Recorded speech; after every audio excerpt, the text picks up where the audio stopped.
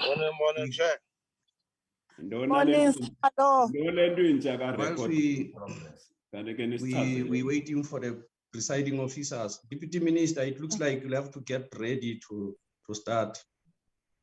No. Togo, Minister. They can't get ready to start with the Deputy Minister. Oh, Minister is here. Yes, I am. Yeah, no, I got we're getting conflicting. Yes, we were having problems. Elsewhere. So we wanted to start with the. No, if you are here, start that's okay, Minister. Okay. Thanks. Sorry, Chief Whip. Yes, advocate. Recording stopped. Can you just clarify? Are we starting with the minister? No, the minister is here. Pardon?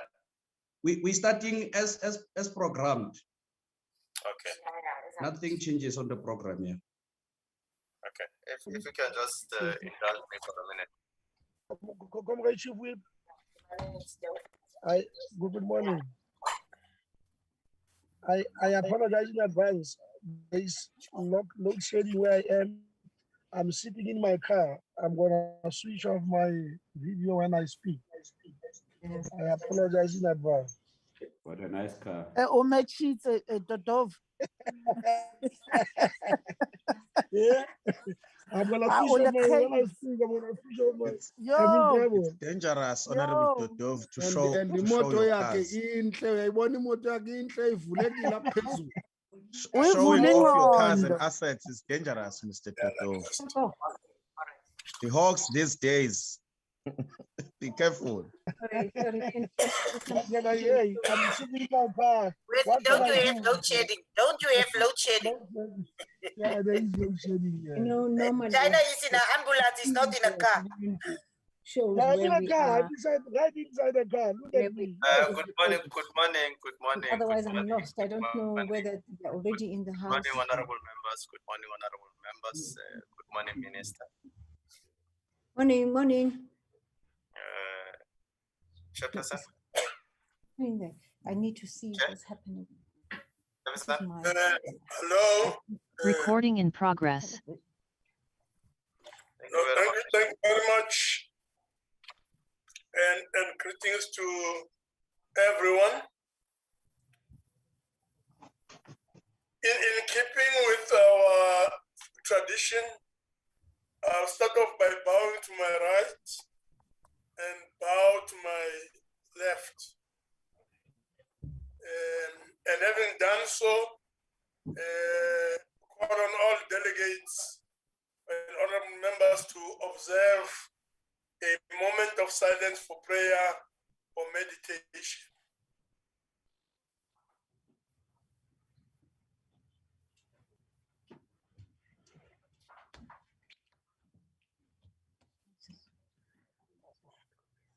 It's this one. Thank you very much. I'll therefore proceed to remind delegates that the rules and progress and processes for the virtual sitting apply. Please allow me therefore to remind you of the following. That the virtual sitting constitutes the sitting of the National Council of Provinces, that delegates in the virtual sitting enjoy the same powers and privileges that apply in a sitting of the National Council of Provinces. That for the purposes of the quorum, all delegates in a virtual platform shall be considered to be present in the House. That delegates must always switch on their videos.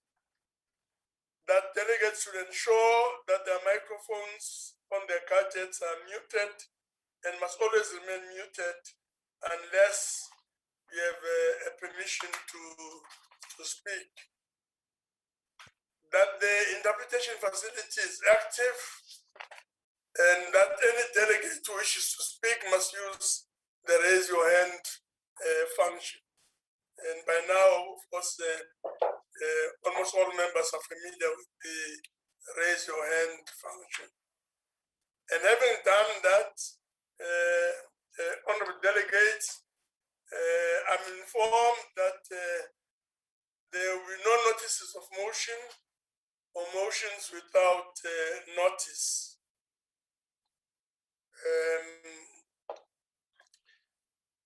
Honorable delegates, before we proceed to policy debates, I would like to take this opportunity to welcome the Minister of Human Settlement, Water and Sanitation, and the Minister of Small Business Development and their deputies to the House. I've also been informed that there'll be one debate on orders 1 and 2. We therefore proceed to the first and second orders of the debate. Policy debate on budget vote number 33. Human settlement and policy debate on budget vote number 41. Water and sanitation appropriation bill B4 -2021 National Assembly section 77. I now call upon Honorable Lindy Wasisulu, Minister of Human Settlement and Water and Sanitation, to open the debate. Honorable Sisulu. Thank you very much, Chairperson, and good morning to all members of the NCOP. I'd like to spend a greater part of my speech today on the water sector in the following aspects. One, I need to emphasize the location of the responsibility of water to residents with the hope that honorable members of this House will assist me in sending this message to assist the relevant authorities to take up their responsibility. Number two, I want to report to this House the progress we have made both in the policy area, and institutional reform of the department.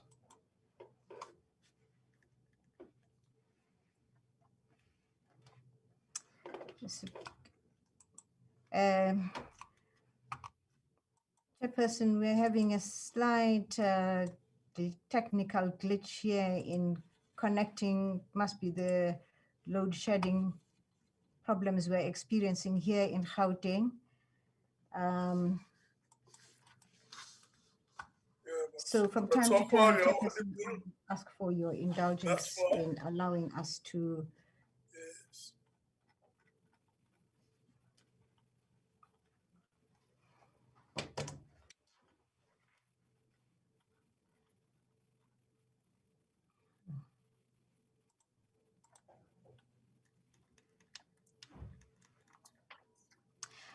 I want to bring to the attention of this House the problem I have been getting of the necessary cooperation with law enforcement agencies in dealing with my water boards, especially in the Eastern Cape, Chairperson. A case in point that I'd like to bring to the attention of the members here, some of the criminal cases that we have laid against some members of the board, which are not getting the necessary attention. And we are wanting, therefore, to indicate that we have reported both to the SAPS, the NPA Asset Forfeiture Unit, as well as the Hawks. And these up to now have borne no fruit in the matter of the outcomes of our findings on the water board in Amatola. We're very concerned about this, especially when yesterday, the SIU CEO indicated that they were having problems with getting any support in relation from Amatola Water Board in relation to the cases that in relation to the cases that should be dealt with by Amatola. Bearing in mind that this is a constitutional body, the SIU, I was concerned when they made that particular announcement yesterday. And therefore, Chairperson, I want to commit to you that this is not the case, and it will not be the case. I will make sure that we are able to sort this out, and we apologize to the SIU if in fact we have not been able to provide them with the necessary support that they require. Chairperson, we're having a load shedding problem here, Chairperson.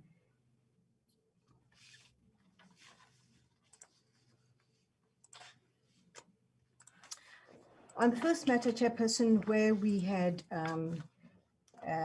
we want to make sure that we get the support of the House in explaining the responsibilities of every sphere of government. I want to say that in the drafting of the Constitution, an approach was taken to create 3 spheres of government, and these 3 spheres of government were the municipal level, the provincial level, and the national sphere. Across all levels of responsibility,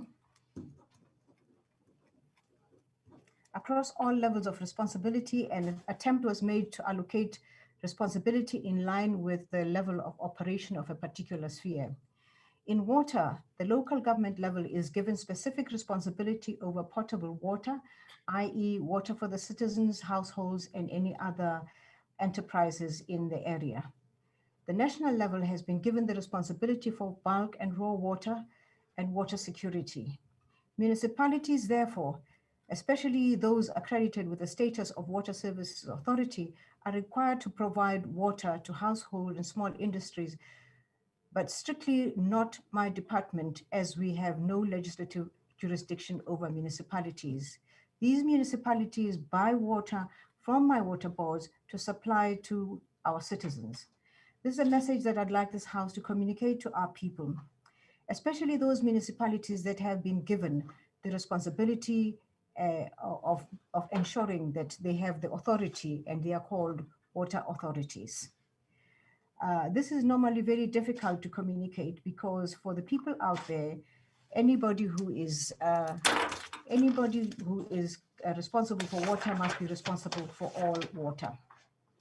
The National Government Department is the trustee of the nation's water resources to ensure that water is available in bulk, protected, used, developed, conserved, managed, and controlled in a sustainable and equitable manner for the benefit of all. At national level, we have the primary responsibility to provide equitable and sustainable bulk raw water in an effective and efficient manner within national and transboundary context to ensure the country's water security, as well as to regulate the provision of water and sanitation services. I emphasize these constitutional responsibilities so that every citizen knows what their responsibilities lie. We want our citizens to know that the primary responsibility of providing them with water is their municipalities. Therefore, we urge them to support their municipalities. They are responsible for all your basic day-to-day essential services. I'd like to, honorable members of this House who represent our communities, to educate them too on these matters so that they know where their responsibility and where their rights lay. The reason we call local government the most important sphere is because that is where the direct responsibility to our people lies for most of the basic needs that government provides. We can't make it clearer. And therefore, we ask all our citizens, please support your municipalities, please pay for your water use, so that our municipalities have the necessary reserves to pay our water boards. Our biggest problem right now, Chairperson, is that our water boards are not paying our municipalities are not paying our water boards. On the second issue, which is the institutional reform that we have put in place in the water sector, in the water department, is we have established a disciplinary committee, which is looking at cases of irregularities which were reported to us. We've made great progress in this respect, the details of which will be reported to the select committee when we have the opportunity. On the second issue, of the institutional reforms, we are also we're in a state of preparedness to report this to SCOPA. We've not had success in getting a date with SCOPA because of their busy schedule and other unfortunate matters that affected the sitting of SCOPA.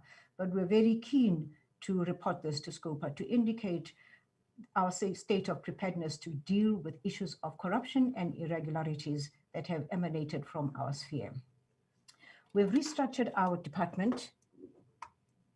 We've restructured our department in the hope of making it more effective in responding to the people's needs and in line with our water and sanitation master plan, a first of its kind in the water sector of this country. We have restructured our water boards too, in line with our new policy on the appointment of boards. Thirdly, is the issue of corruption, Chairperson. We have acted on corruption in the water sector with unprecedented decisiveness and can report that so far, the case of the CEO of Lepelle is concerned. We have taken this matter to court. It is before the courts and one judgment has been handed down already. The court cases proceed, however. As I've indicated, we still have not had the same success in Amatola. And therefore we ask that the House notes the lack of progress that we're having in the Eastern Cape. Our law enforcement agencies, as I've indicated, seem to have a heavier leg lift in this particular area. It is worth noting, Chairperson, on a different matter, that most of our water boards are doing extremely well. We've received clean, unqualified audits in almost all of them except one, and there is one outstanding. And this is something that we would want to celebrate to ensure that we can encourage our water boards to continue performing in this manner.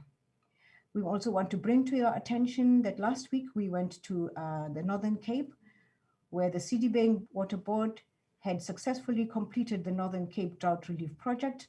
This was achieved through working with farmers and communities throughout the province. Sidibeng also brought a new implementing model, which has managed to raise 2 billion rands to date. This happened through rebuilding lost relationships with the mining houses, thus developing a partnership of development. Sidibeng Water is moving in the right direction after many years of a downward spiral, and my congratulations to them. I'm pleased to report that we have made significant progress on the matter of the VAL intervention, Chairperson. In line with the recommendations of the South African Human Rights Commission, we have used Section 63 of the Water Services Act to take over the functions of the municipality over the Vaal River. We have therefore resorted to call upon Section 63 of the Water Services Act, and we are directly responsible now for the Vaal River and the upgrade that needs to take place almost immediately. Randwater has been appointed as the implementing agent in this intervention, and we have established a very good relationship with the communities of the Vaal because we want to work with them in solving this problem.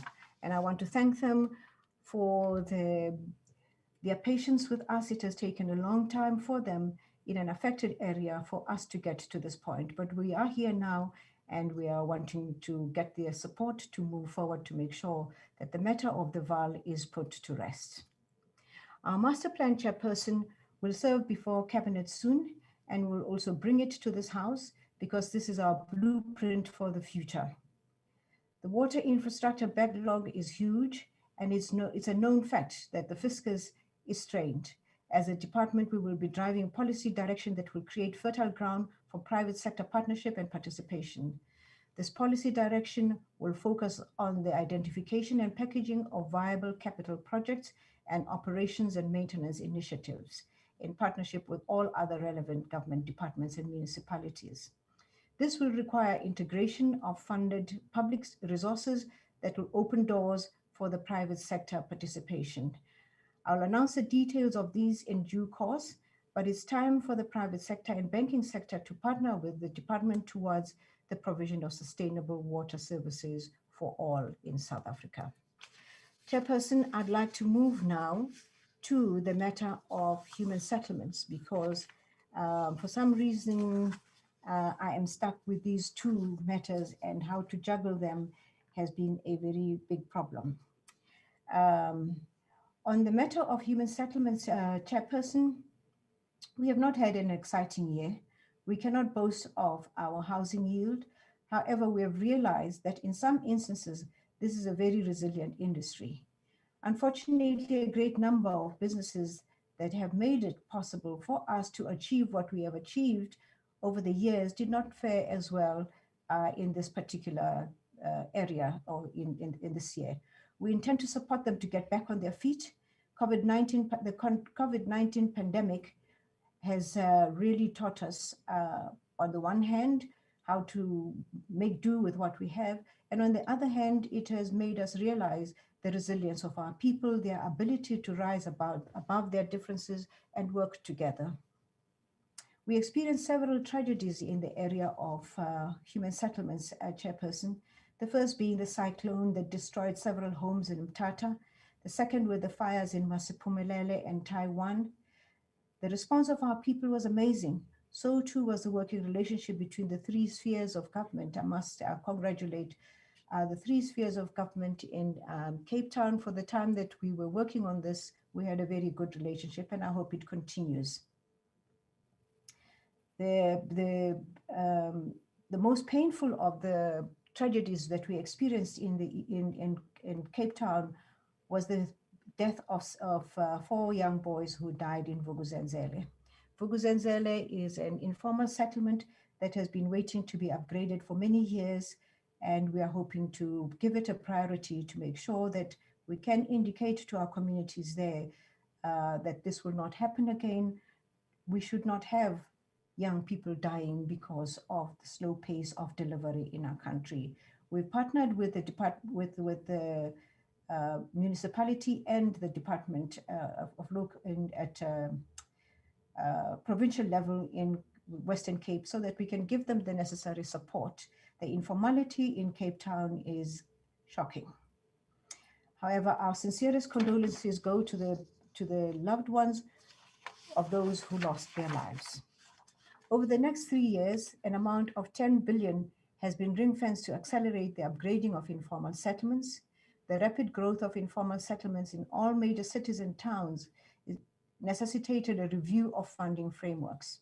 The department has created a dedicated upgrading of informal settlements grant funding framework exclusively set up to address adequately the upgrading of informal settlements challenges in our country. We're very confident that these strategic interventions will undoubtedly add the much needed stimulus to our economic recovery and our reconstruction plan to revive industries and the economy. This year, 679 informal settlements are planned for upgrading across the provinces, and 344 informal settlements are targeted in the metropolitan municipalities. In the Eastern Cape, the number of informal settlements that we intend to upgrade is 115. In the Free State, it is 49. In Gauteng, it is 73. In KwaZulu-Natal, it is 57. In Limpopo, it is 69. In Mpumalanga, it is 49. In the Northern Cape, it is 11. In the Northwest, it is 148. And in the Western Cape, it is 111. In total, we hope that within this financial year, we will have upgraded 679 informal settlements.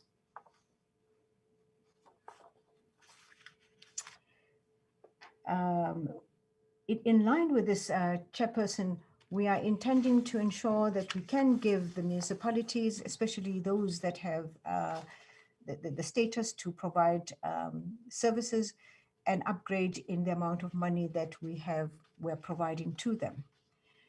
Therefore, in this regard, in terms of the Division of Revenue Act, we are giving a total of 588 million to the following provinces: The Eastern Cape, 338 million, the Free State, 100 million, Limpopo, 50 million, Northwest, 100 million. The stopped funds, which were allocated to the following provinces, have now been reallocated. We have taken 100 million from Gauteng because they were not able to use that 100 million. We have taken 138 million from Limpopo and reallocated it to other provinces. We have taken 200 million from the Northern Cape and reallocated it to other provinces. And we have taken 150 million from the Western Cape.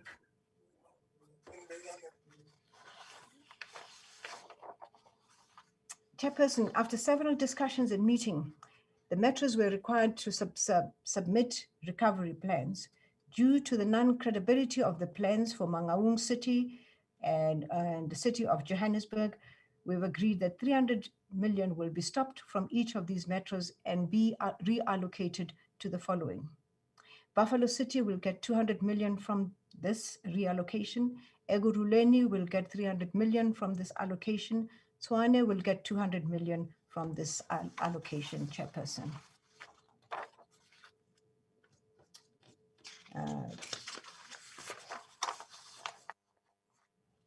Chairperson, I am struggling. Chairperson, over time, our resources have become even more limited, while the need continues to grow for housing, especially in growing informal settlements. This has hampered the value and the pace of delivery. As a result, more calls have been made by South Africans to also allow them to build their own houses. The land release program that we have adopted is a response to both the challenges that have faced our people and the opportunities that are being given to our people. We're not just giving our people land. We must support their efforts in making sure that they build homes to create wealth, and thus extend the necessary instrument and assistance as follows.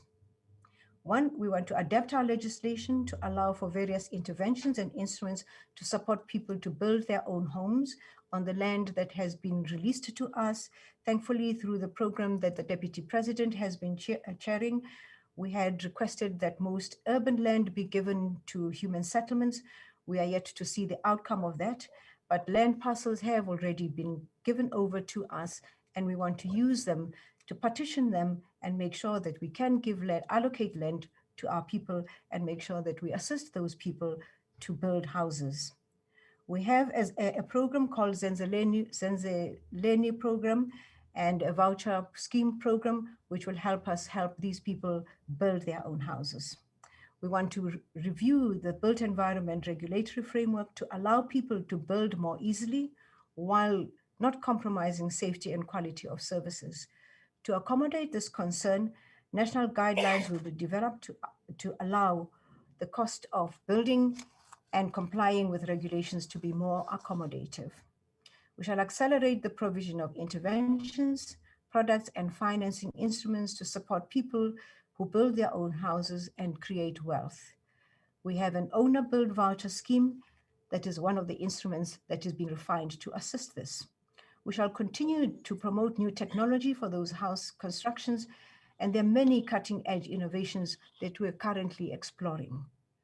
The rate at which our informality is growing is shocking, and therefore for us to be able to ensure that we're able to deal with this matter, we are opting for innovative solutions. Innovative service technologies shall be mainstreamed, including renewable energy, rainwater harvesting, etc., so that people can improve their living conditions. The human settlement sector is still not as inclusive as we would like it to be, and we're trying to break this sector meaningfully. We've made every effort to ensure that we overcome the exclusion of apartheid. Government has land, and it can and it should be made available to people who need houses, and to make sure that we are an inclusive society to the extent that it is possible. We are working on this, and we will make this available as soon as possible. As I've indicated, our land release program is apace and developing very well. We are committed to ensuring that those people who are able to build their own houses and have been allocated land are assisted appropriately to make sure that their efforts can be certified. The department intends to promote local enterprises and create job opportunities within the areas of building material manufacturing and supply in order to support local, small, and medium business enterprises in the sector. Towards this end, the department will focus on the development and accreditation of building material suppliers. Through this process, the department will make use of unemployed graduates, especially those trained through the Human Settlements Program. In support of the presidential call of 40% set aside for women contractors, the department is developing guidelines in line with the constitutional provision as outlined by the Constitutional Court. It is therefore critical to top slice a certain percentage of an incubator program. The CIBD grading criteria is not aligned to the development of small and emerging contractors, especially within the human settlements sector and transformation objectives that are required. Therefore, grading for capacity and capability for projects should be with our National Housing and Building Regulatory Council as the regulator within the human settlements sector. Chairperson, we have a mortgage insurance guarantee. Many South Africans, including public sector workers, still cannot access mortgage finance in order to own their own homes and in good areas. This has been as a result of very stringent requirements from the banking sector, including the risk aversity of banks to low-income learners. The Human Settlements Development Bank, NHFC, is currently developing a mortgage guarantee scheme that will help first-time low-income homeowners, especially the so-called the missing middle, which mainstream banks have not been able to lend. This mortgage guarantee scheme is yet another effort to make sure people access mortgages on both new and existing homes. The mortgage guarantee will be designed to increase the appetite of mortgage lenders to lend to this group, especially public sector workers. Therefore, Chairperson, we have launched our project, FLISP, and we are advertising it everywhere. We've shown that it is possible for low-income earners to have a home and have a foothold in the economy. Thank you very much, Chairperson. Thank you very much, Minister. The next speaker is going to be Honorable T.S. C. Dodovo. Honorable Dodovo. Thank you very much, Honorable Chairperson. Honorable Chairperson, earlier on, I apologize that I battle with load shedding, and as a result of that, I beg your indulgence that I'm going to deliver my input, having not switched on my video, if the Chairperson allows that. Honorable Chairperson, Honorable Chairperson of the NCOP, Honorable Amos Masondo, Honorable Minister of Water, Sanitation and Human Settlement, Ms. Lindiwe Sisulu, and your deputies, Honorable David Mahlobo and Honorable Pam Twete, Chief Whip of the NCOP, permanent and special delegates to the NCOP, ladies and gentlemen.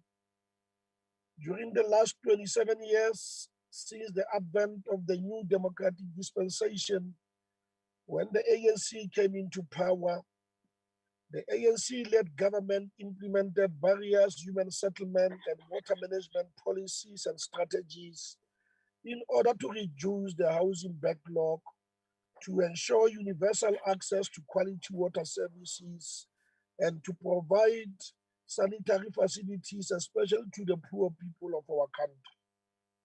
The ANC was driven by the need to correct the human settlement imbalances and the deleterious effects created by apartheid policies, to reduce the housing deficit, to make the housing finance system effective, and to establish compact, sustainable, and integrated communities.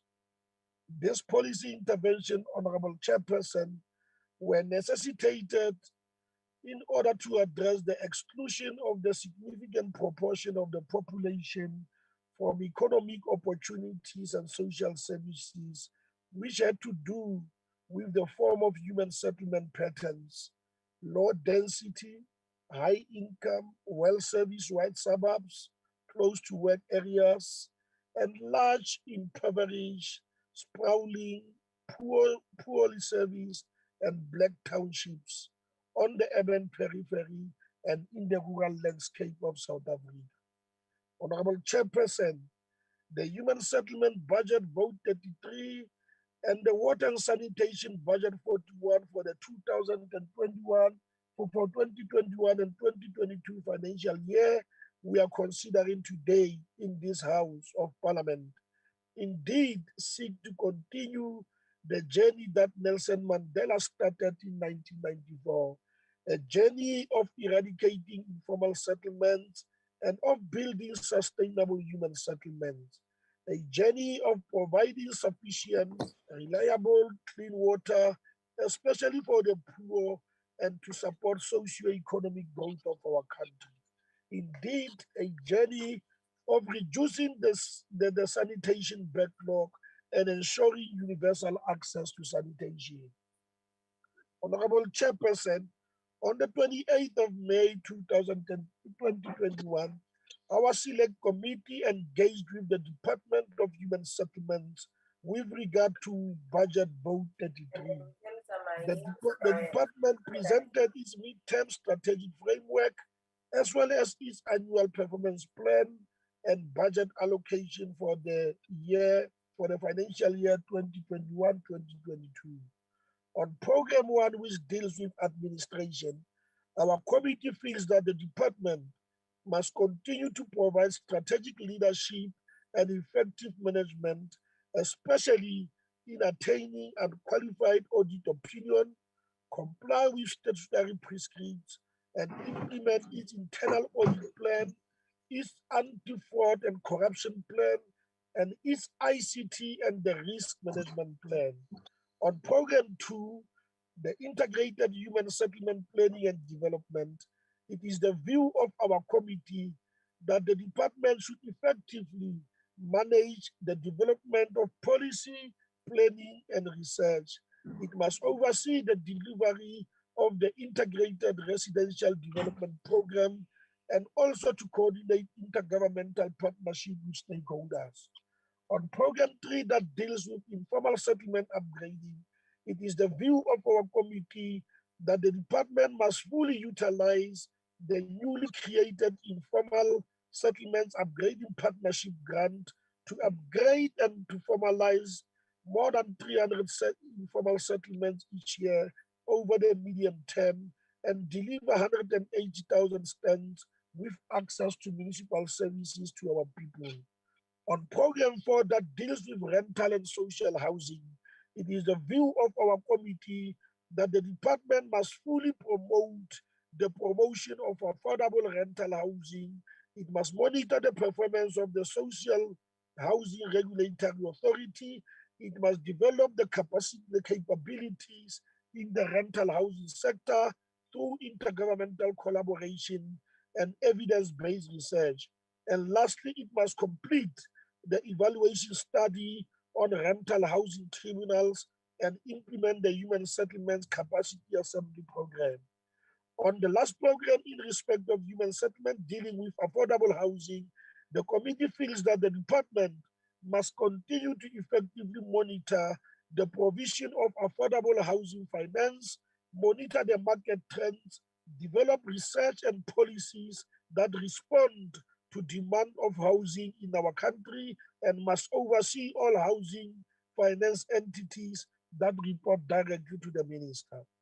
The Select Committee welcomes and supports the 2021-2022 annual performance plan and budget allocation of the department. However, it raised concerns relating to the incomplete housing project, the non-communication with metropolitan municipalities, especially the Buffalo City municipality, on the accreditation process. It must address the backlogs of title deeds, It must intervene in terms of slow progress of filling vacant positions of boards in the public of our public entities accounting to the department. Again, the concern of the department of the committee is with regard to the increased budget allocation for the utilization of consultants, of monitoring of quality houses built before 1994 and post 1994, and the provision of clinics, schools, community facilities, and other social amenities where these houses are built. Based on the above, Honorable Chairperson, the Select Committee recommends the following with regard to the Department of Human Settlements: that the department should provide the Select Committee with the provincial breakdown of title deeds in the municipalities. That the department should investigate and provide support to municipalities in the distressed mining towns and cities, especially in the city of Matlosana, where project expenditure seems to be more than the actual delivery. That the department should fast track the process of filling vacancies of members of the board of entities accounting to the municipality, to the department itself. That the department should provide timeframes on all the planned research as contained in the departmental programs and performance indicators. That the department should provide quarterly reports on the progress and challenges relating to the achievement of the performance indicators contained in the 2021-22 annual performance plan and the MTEF budget allocation. That this Select Committee will align its 2021 program, parliamentary program, with the outputs and performance indicators of the department.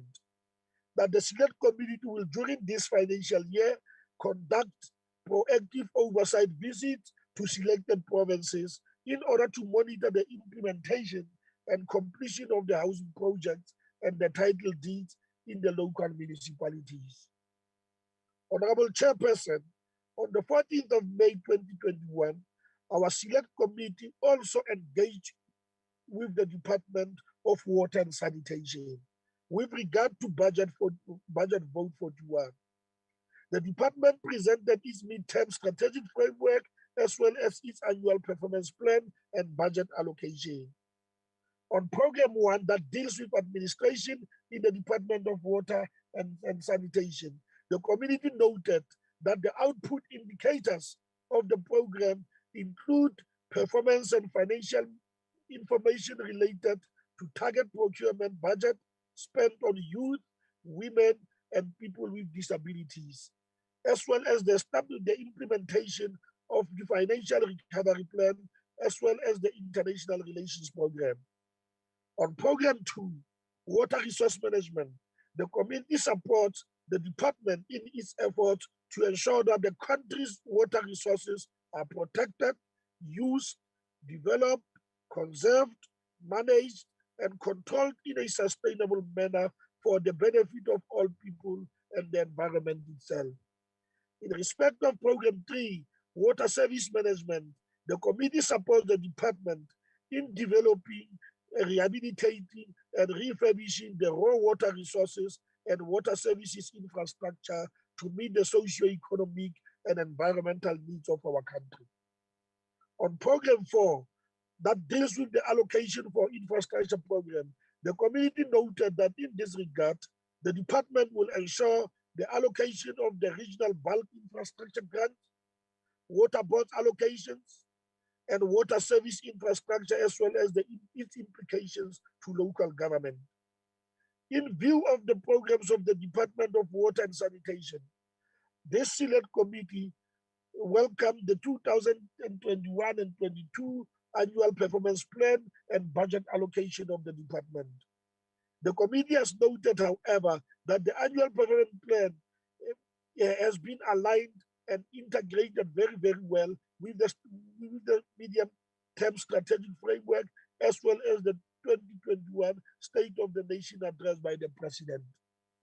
However, the Select Committee has observed, noted, and raised several concerns about the performance and budget information contained in the 2022 Annual Performance Plan, and this includes the following: that the allocation to consultants, especially in respect of business and advisory services, has increased from 37 million rands in 2021 to 65 million rands in 2021-22 financial year. That the allocation of travel and subsistence has increased substantially from an allocation of 2.8 million last year to 44.8 million in 2021-22 financial year. That the department has not yet appointed some of the senior managers in its portfolio, such as the Director General and the Chief Financial Officer. That there are incomplete water-related projects that needs to be given the necessary attention. Despite the concerns raised above, the Select Committee has noted and generally welcomed the progress made by the department, especially in the stabilization of the water boards, as Minister has also indicated during his speech this morning.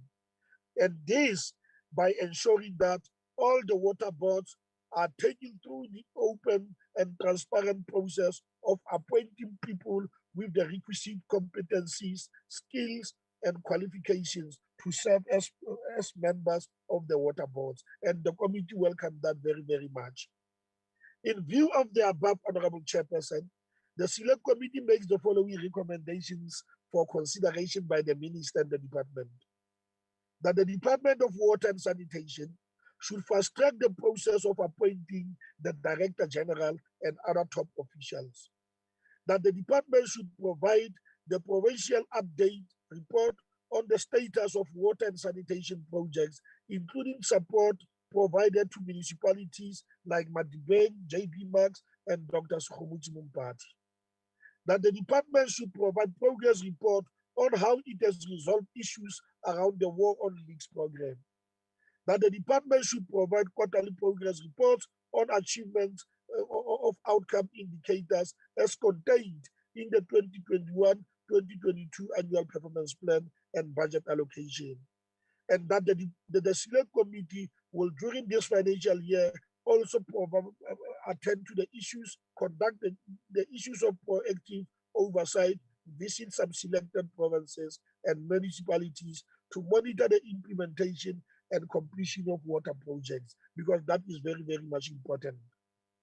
Honorable Chairperson, as we navigate this difficult task of providing sustainable human settlement, of water provision and sanitation to our people, we are proud that the political leadership of this department, led by Honorable Sisulu, continue to direct its effort to ensure that there is stability, especially financial stability and good corporate governance, including in the entities under the department, as the ministers also reinforced and underscored this point this morning.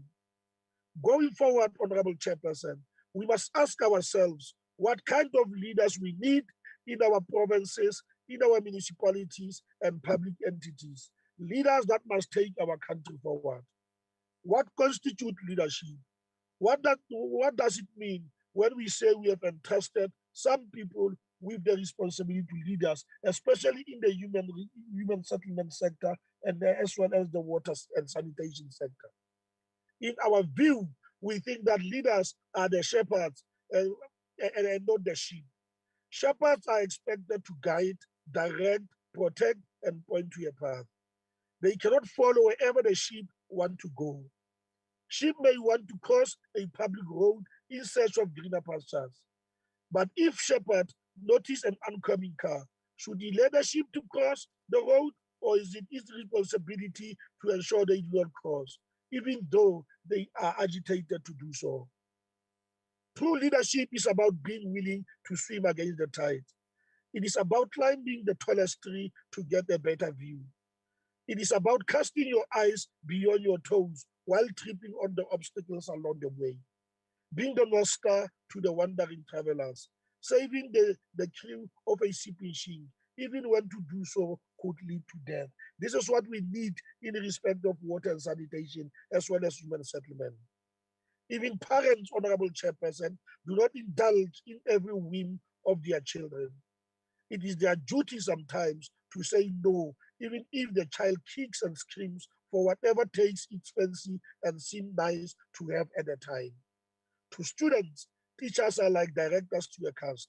Sometimes they must ask learners to do what they might not like to doing. Homework, reading the classic, calculus, or even punishment for transgressing certain values. This is what we need to inculcate in terms of taking this particular sector forward. Even in the military, Honorable Chairperson, leaders may be called on to issue unpalatable orders, which may not be explained until the danger is past. If an officer spots a sniper aiming at his men, he will not first explain the danger, thereby eliciting panic. He will instruct his troops to take cover and only later to explain the danger. That is what we need in this particular instance. When the fire breaks out in a public place, those in authority do not shout fire and endanger chaos. They direct the traffic to an outlet only to explain later to the people when it is over. These are examples of what leaders may sometimes be called upon to do. Leaders may have the unenviable task of doing what is unpopular, disliked, resented, or opposed by society, or even the people that are working with them. But leaders need to search on and ensure that they achieve their predetermined objectives. We need such leaders in our provinces, in our municipalities, and in our public entities under the department in order to succeed in improving our human settlements, in the water provision, and in ensuring universal access to sanitation. In the current conjuncture, Honorable Chairperson, as I round up, in the human settlement sector and in the water sector, we need revolutionary leadership to move our country forward. We must reaffirm what the American couple and activist James and Grace Lee Boggs said in 1994 in their book, Revolution and Evolution in the 20th Century. They said, and I quote, "Revolutionary leadership, if made clear, involve far more sympathy to the oppressed and hatred of the oppressor. Revolutionary leadership is not for the faint-hearted, the flamboyant, or the fly-by-night, the easily flattered, the easily satisfied, or the easily intimidated, the seeker after excitement or popularity or martyrdom. Revolutionaries are those who give the rest of their lives to it," unquote. In that context, Honorable Chairperson, I think what must underpin our conviction is an unflinching commitment to ensure that we succeed. We support the department in its endeavor to ensure that they provide communities with proper human settlement, with good habitation for our own people. They must also do that in terms of ensuring that we succeed in terms of water provision. This country has made a lot in terms of achieving those particular goals, but there's still more to do to ensure that those who do not have access to water succeed. In that sense, thank you very much, Honorable Chairperson. Thank you very much. The next speaker is Honorable I.M. Sileku. Honorable Sileku. Good morning, Honorable Chairperson, Honorable Minister, Honorable members, fellow South Africans. Honorable Chair, I have listened to Honorable Dodovu attentively. What Honorable Dodovu omitted to say is that when we engage with the department on this particular budget vote, 33 of human settlements, on the 28th of May, is the dismay and dissatisfaction that we as a committee felt because both the minister and the deputy minister was not present when we engaged on this particular budget vote and the APP. Honorable Chair, last week we celebrated the 25th anniversary of our Constitution. Our Constitution is one of the most celebrated and lauded in the world. It is committed to serve every South African on every aspect of their lives in the spirit of Batupile, the principle of putting the people first. Honorable Chair,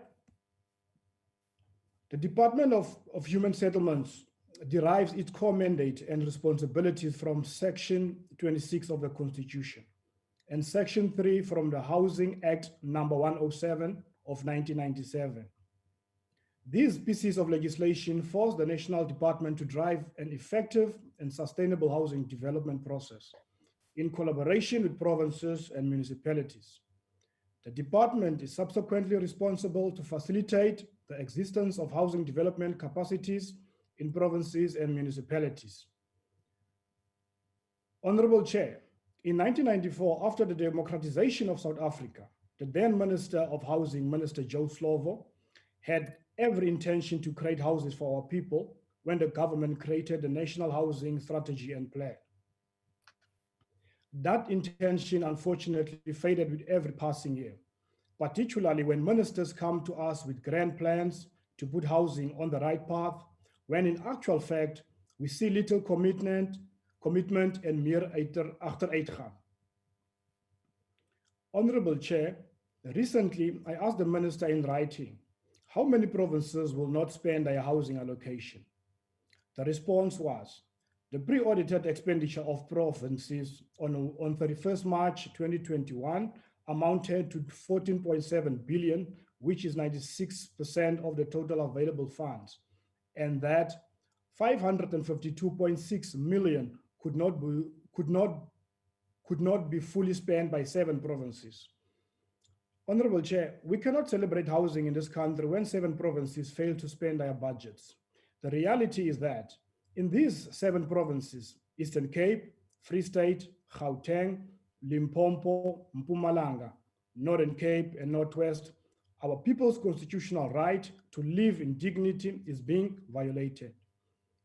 Achtbare voorzitter, die 7 provincies. Chair. No, please proceed. Achtbare voorzitter, die 7 provincies het een ding in gemeen. Dit is provinsies waar die ANC regeer. Honorable Chair, as much as the budget reduction over the medium term is apparently the result of COVID-19 pandemic, ngelishwa ukungenzi kakuhle kwesebe kwiminyaka edlulileyo kuye kwanegalelo. The strong reliance on consultants undermines capacity building through public-private partnerships in municipalities. The material findings in the Auditor General's report for 2019-20 begs for intervention that will force the department to deliver on its mandate. The Auditor General found that the department's leadership did not monitor performance, information reporting, and subsequently efficiency and effectiveness.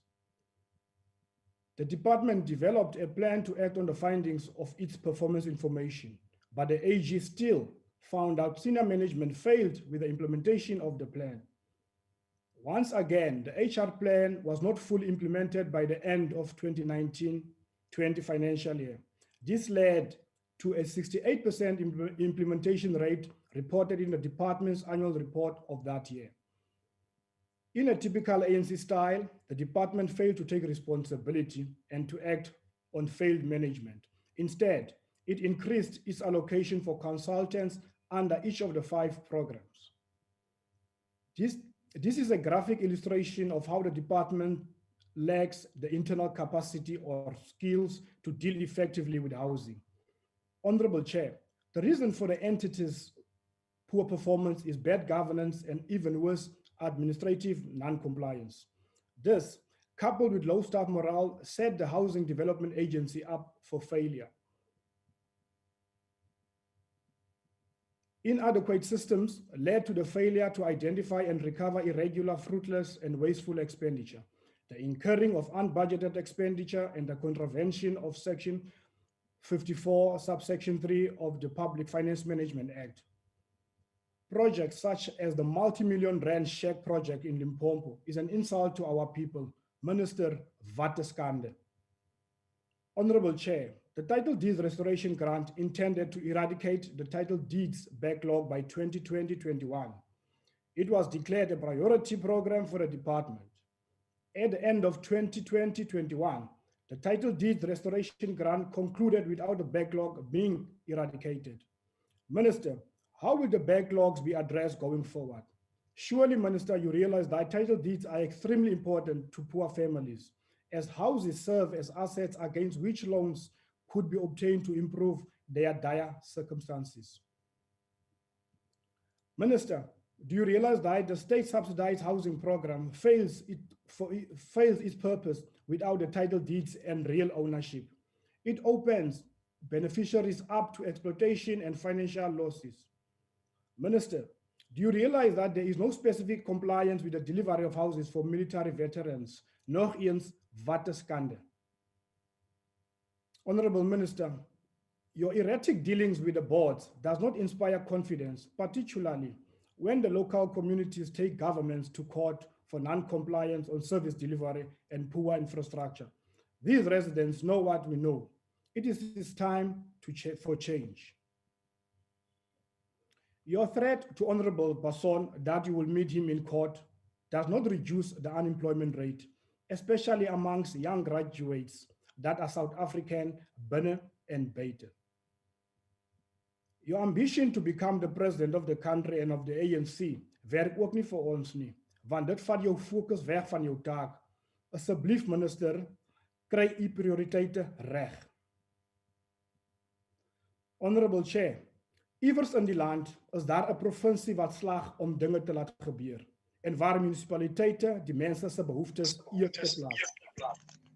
Daardie provinsie is blou en dis die Weskaap. When the minister concludes the debate, Honorable Chair, all you will hear from the ANC is Malibongwe and the clapping of hands.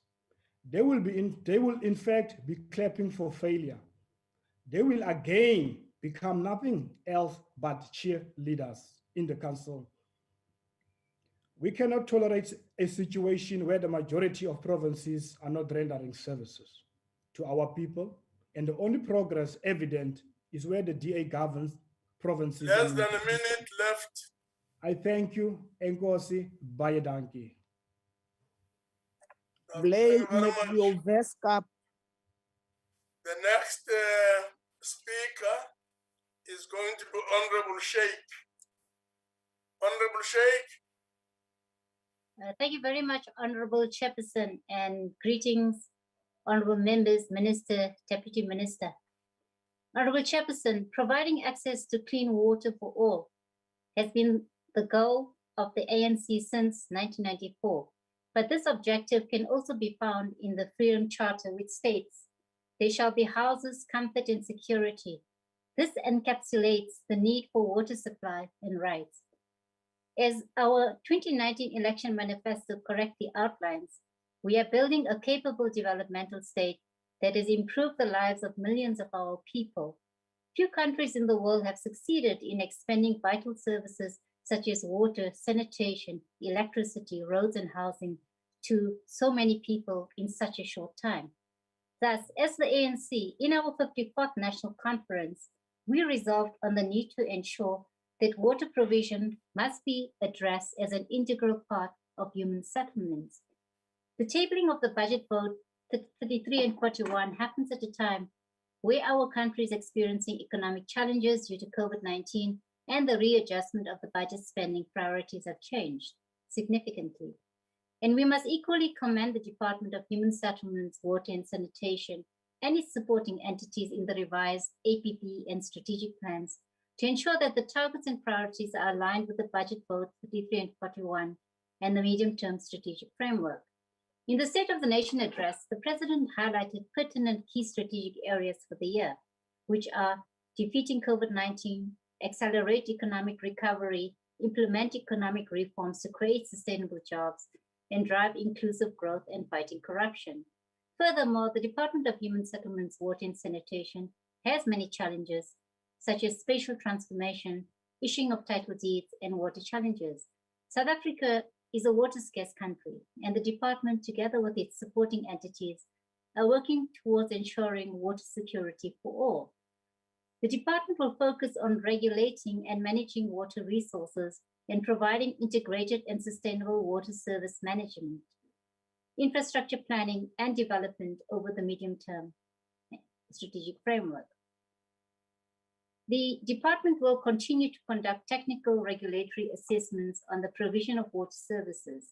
These valuations measure the level of compliance with the green and blue drop regulatory standards. As such, the department plans to assess 963 wastewater systems in 2021-22 and determine the resource quality of the Utukela River system in 22-23. There are many important indicators that the President touched in the SONA 2021. The Department of Human Settlements, Water and Sanitation contributes towards achieving these priorities and will continue working and implementing the priorities with the allocated budget for 2021-22, using tools such as the District Development Model and Operation Vulindlela to accelerate service delivery. The government is determined to implement the measures that will fundamentally alter the economic structure and grow the South African economy. Honorable Chairperson, infrastructure is one of the most important indicators to support the country's economic growth and social objectives to improve the living conditions of the people of South Africa, and also work towards eradicating poverty, inequality, and unemployment in our country. Since the announcement of the Economic Reconstruction and Recovery Plan, 2 major human settlement projects have been launched that will provide homes to almost 68,000 households in the Gauteng province. Furthermore, similar human settlement projects are planned in other provinces. The COVID-19 pandemic has significantly impacted the economy and forced us to adapt to a new normal that we have never anticipated in our lifetime. Water is one of the key solutions in fighting against the spread of COVID-19. For instance, washing of hands is a critical precautionary measure. It is important that the department ensures there is water for socioeconomic development in South Africa. Subsequently, the ongoing progress being made on several major water infrastructure projects, the Mogola and Crocodile River Phase 2A and the Nkomazi water projects in particular. The Mogola and Crocodile River Phase 2A project is currently underway with the construction contract set to be awarded in the 4th quarter of 2020-21 financial year. This project will also contribute towards reducing unemployment and alleviating poverty and inequalities in our communities. Honorable members, it is the ANC's commitment for our communities to be served by water tankers where permanent infrastructure is not yet provided to the community. And we want to congratulate the department and the Rand Water for coming up with innovative ways to distribute water to the most far-reaching areas by distributing water tanks, which will be filled with water readily available for all vulnerable communities in our country. Such interventions illustrate that in the midst of our challenges, we will ensure that the poor and vulnerable get access to water by all means possible. Amongst the challenges impacting on the department's capability is the issue to continue to improve equitable access to water resources. The department aims to process 80% of the water use license applications it receives within 120 days in each year over the MTEF period. The department will also have to revise the APP and strategic plan with this target to be within the 90 days as reported by SONA 2021. Honorable members, allow me to sort into some of the key aspects of the budget vote. Our people would like to know how much is allocated to this budget and how it will improve their lives. Budget vote 33 and 41 seeks to ensure the availability of water resources to facilitate equitable and sustainable socioeconomic development and ensure that we provide decent housing and shelter for our people. With the revised strategic plans and APPs of the department and the supporting entities, the tabling of the budget 2021 for human settlements is increased by 1.2 billion. Moreover, Program 3 on the informal settlements upgrading program experienced the only increase in allocation from 648.2 million in 2020-21 to 8.42 billion in 2021-22. The budget allocation will enable the department and the supporting entities to keep doing the great work and accelerate services to the people of South Africa. Honorable members, it is important to give credit where it is due. We must applaud the provinces, namely Mpumalanga, Gauteng, Northern Cape, Western Cape, that have been using their human settlements development grant to ensure changing the people's lives, to ensure that changing of the people's lives is really adhered to and implemented. Also, as the ANC, we are aware and alarmed by provinces that underspend their human settlement development grant. as the demand of housing in South Africa is immense and our people are expecting us to work together and deliver. The department and its supporting entities will continue to transform urban planning and management that changes apartheid spatial residential patterns, allowing our people to live close to economic hubs for a better and transformed life, and appropriate recreational and sports facilities, other socioeconomic amenities, and the necessary public transport systems. In terms of investing in 94 priority human settlements and housing areas for spatial transformation and spatial justice, 136 PHDAs were declared by the Minister of Human Settlements for Human Settlement Development. Honorable members, we are excited that the Informal Settlements Program was managed in 9 provinces by guiding planning to metros in respect of the Urban Settlements Development Grant, business plans, monitoring program performance of provinces and metros based on approved business plans, convening weekly Human Settlements Command Center and operational subcommittee meetings, and reporting on program performance. This will ensure there is progress in transforming the lives of our people. On the pathway of building a capable state as defined by the National Development Plan, the role of state entities and agencies remains a very important pillar of our democracy and linked to achieving the development goals that we have set for ourselves. Conversely, the triple challenges of unemployment, inequality, and poverty are at the core center of government departments and how we can eradicate the challenges facing the people of our country. In the Department of Human Settlements, Water and Sanitation, we have supportive and progressive supporting entities and catchment agencies that are working closely with the department by playing an effective role in ensuring the MTSF goals are achieved. We as the ANC applaud the department under the leadership of Minister Sisulu for the work done thus far in supporting the MTSF outcomes. We also acknowledge there are fragments that require improvement, like the use of funds so as to avoid wasteful expenditure, good governance for performance, and effective transformation. We acknowledge the efforts of the Minister to improve accountability and performance of entities. This includes addressing in all forms of malfeasance to improve project delivery objectives and programs. We want to applaud the supporting entities for the developmental work provided by the Department for the People. The Housing Development Agency has an important role in the current human settlements delivery chain. One of the newest targets entrusted to the agency is the bucket eradication program. The agency has been in a broil of challenges associated with underperformance and governance, amongst others. The development of affordable rental housing is an important program for the medium-term strategic framework. We acknowledge the work done by the Social Housing Regulatory Authority, thus far in relation to the consolidated capital grant allocation to the Social Housing Regulatory Authority. The entity has been clouded with challenges relating to performance. This entity is responsible for allowing for the compression of our towns and cities and ensures that people begin their ascension into the housing ladder. It is therefore oversight interventions that we will ensure performance is applicable for the transformation of the lives of South Africans. Honourable members, this brings me to my next point of the increase in Program 2, Water Resources Management of 3.53 billion for 2021-22. This budget allocation will ensure that there is continuation of work and implementation of programs for the financial year. The purpose of this program is to ensure that the country's water resources are protected, used, developed, conserved, managed, and controlled sustainably for the benefit of all people and the environment. This is done by creating a knowledge base and implementing effective policies, procedures, and integrated planning strategies for water resources.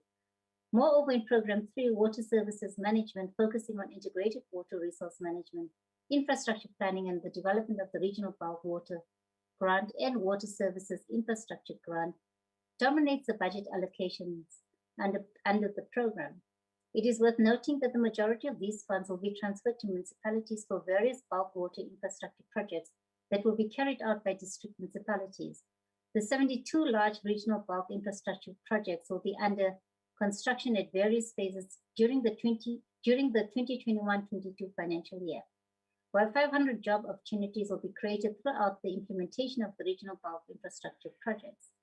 These targets are also in line with the SONA 2021 with respect to the utilization of the district development model to pursue and ensure there is alignment as well as monitoring as part of the performance management and fast-track service delivery.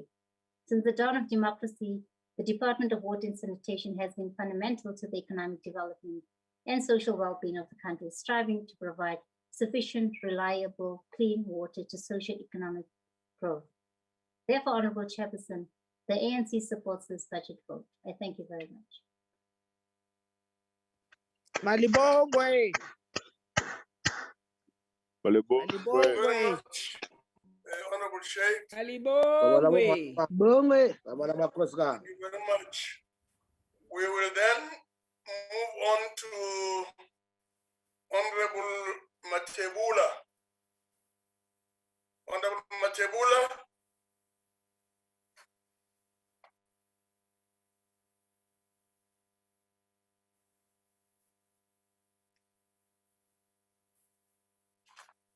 Honorable Matebula of the EFF.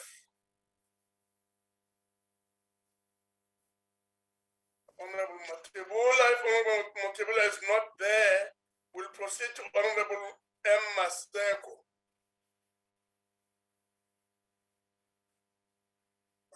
Maseko from the Western Cape. Yes, Chairperson, I'm here. Please proceed. Thank you.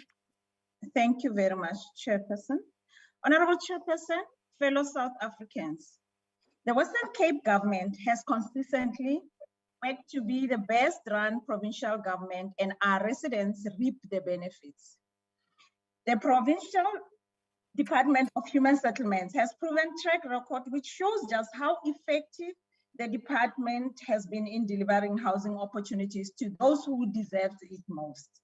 Since the 2017-2018 financial year, the Western Cape has delivered more than 26,000 top structures and approximately 24,500 service sites. In a 4-year period, more than 50,000 housing opportunities have been delivered to deserving beneficiaries. For the 2021-2022 financial year, the provincial department has a budget allocation of just over 2.35 billion, which will lead to the delivery of 14,596 housing opportunities. Our aim is to develop 6,324 service sites and 8,272 units. We welcome the additional funding for the upgrading of informal settlements, both for provinces and municipalities. Crucially, the informal settlements upgrading partnership grant will accelerate the delivery of basic services to informal settlements and improve fire safety. In fact, more than 74,000 households in various informal settlements across the Western Cape will experience an improvement in their area. Using our own provincial funding through the Asset Finance Reserve, we will transfer 8,110 title deeds to qualifying beneficiaries this year. This reserve allows the provincial government to empower residents through ownership, opening the door to other potential economic opportunities. As the province with the highest employment rate in the country, the majority of residents do not qualify for breaking new ground homes. That is why the Western Cape has the highest number of social housing projects in the country, which offer residents a savings of 50% and access to safe, affordable housing. We will also continue to leverage the work of the department to create jobs and empower women and youth in the construction industry. The department has committed to spending 50% of its human settlement development grant on SMMEs, particularly those owned by women and young people. And we will continue to train young people in various artisan disciplines in their built environment. Through the EPWP program, at least 800 job opportunities will be created. But Chairperson, we must address the issue of the PI Act. The Act mandates that government provide alternative accommodation when residents are removed from land. While the original intention of the law was to protect our residents that have settled informally, it is now used as a loophole that is being exploited and hamstrings the government. For example, land invasion and Drift Sand Nature Reserve has led to the development of the COVID settlements. There are 10,000 sheds, which has been erected in the last year, lying next to a flood-prone river. As the rainy season approaches, lives will be at risk. The provincial government is caught between a rock and a hard place, as it cannot afford to relocate 10,000 households, nor can we leave residents on this floodplain. In conclusion, Chairperson, I would like to call on the national government to urgently amend the PI Act. In its current form, the Act empowers criminality rather than government and needs to be amended in such a way as to protect the interests of law-abiding residents in the last year. The provincial department spent 400 million protecting provincially owned land parcels and units against land invasions, which could have been used when excluding bulk services to create 2,400 BNG houses. It's not the only province that is facing this issue, and we must prioritize the needs of deserving beneficiaries. While we recognize the need for housing, criminal activities cannot and should never be tolerated. I thank you, Chairperson. Thank you very much. The next speaker is Honorable Ngwezi. Chairperson.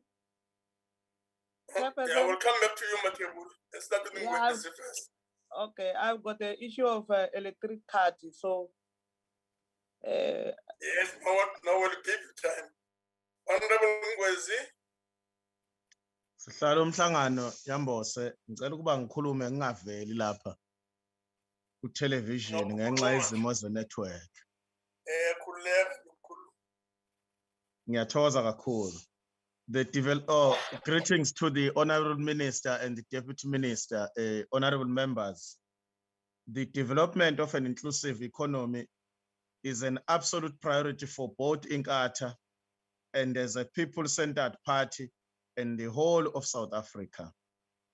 Budget vote 33 on human settlement and 41 on water and sanitation go beyond issues of political affiliation, race, or economic status. They are about human dignity and the respect of fundamental human rights and rights that are enshrined in our Constitution.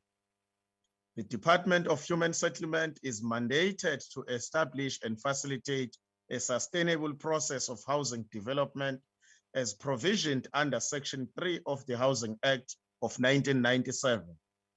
Yet Statistics South Africa's 2016 Community Survey presented that 11.4% of South Africa's Black population live in informal settlements, with this proportion expected to have increased because of worsening economic conditions, which have been recently aggravated by the COVID-19 crisis.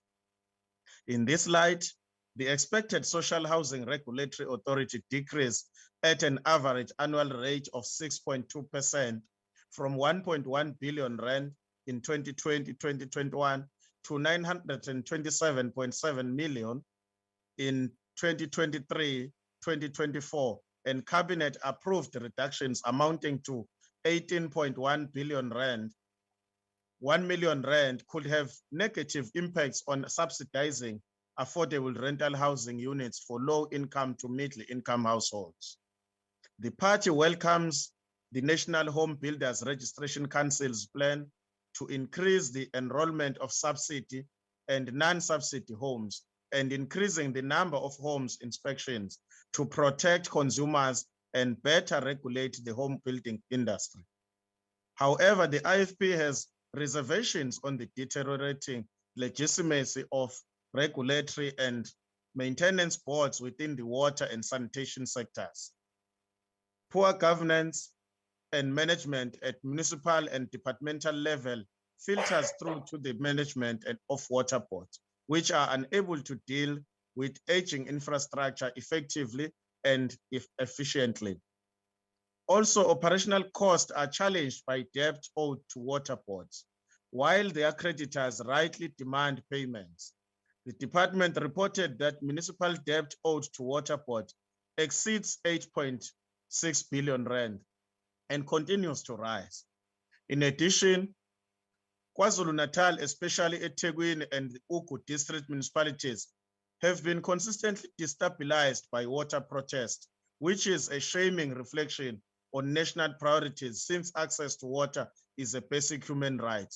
And I hope the Deputy Minister and Minister, they have seen similar occurrences at Umhlatuza here in King Cetshwayo, in Umkhanyakude, in Zululand, and many other places with regards to the shortage of water.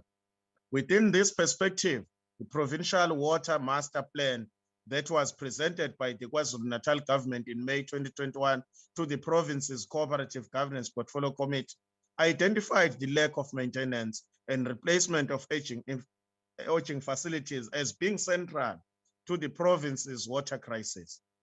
This is a challenge that is not within the provincial and national government's means to redress. Inkatha therefore proposes that Budget Vote 41 prioritizes urgent maintenance of KwaZulu-Natal's water infrastructure and that of the rest of the country. The party, therefore, with these concerns, accept Budget Vote 33 and 41 with earnest appeals to prioritize improving the capacities of water boards to promote infrastructure management and better governance. Siyabonga Sihlalo nongqongqoshe ukuba lezi iphakamiso ezibekwa inkatha yenkululeko lapha kule portfolio committee zisheshe ithathele inyathelo ngokusheshsha ngoba isimo sabantu nesamanzi angekho lapha ezweni lakithi kwakhulukazi kwaZulu isiphethe kabi kakhulu njengenkatha. Siyathokoza Sihlalo.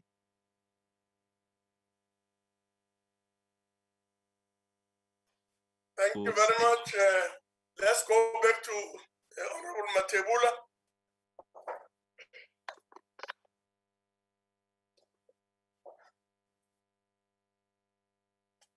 Honorable Matebula of the EFF. You have given them fair chance, Honorable Chair. Chairperson, we are here. I've got a problem of electricity cards, Chair.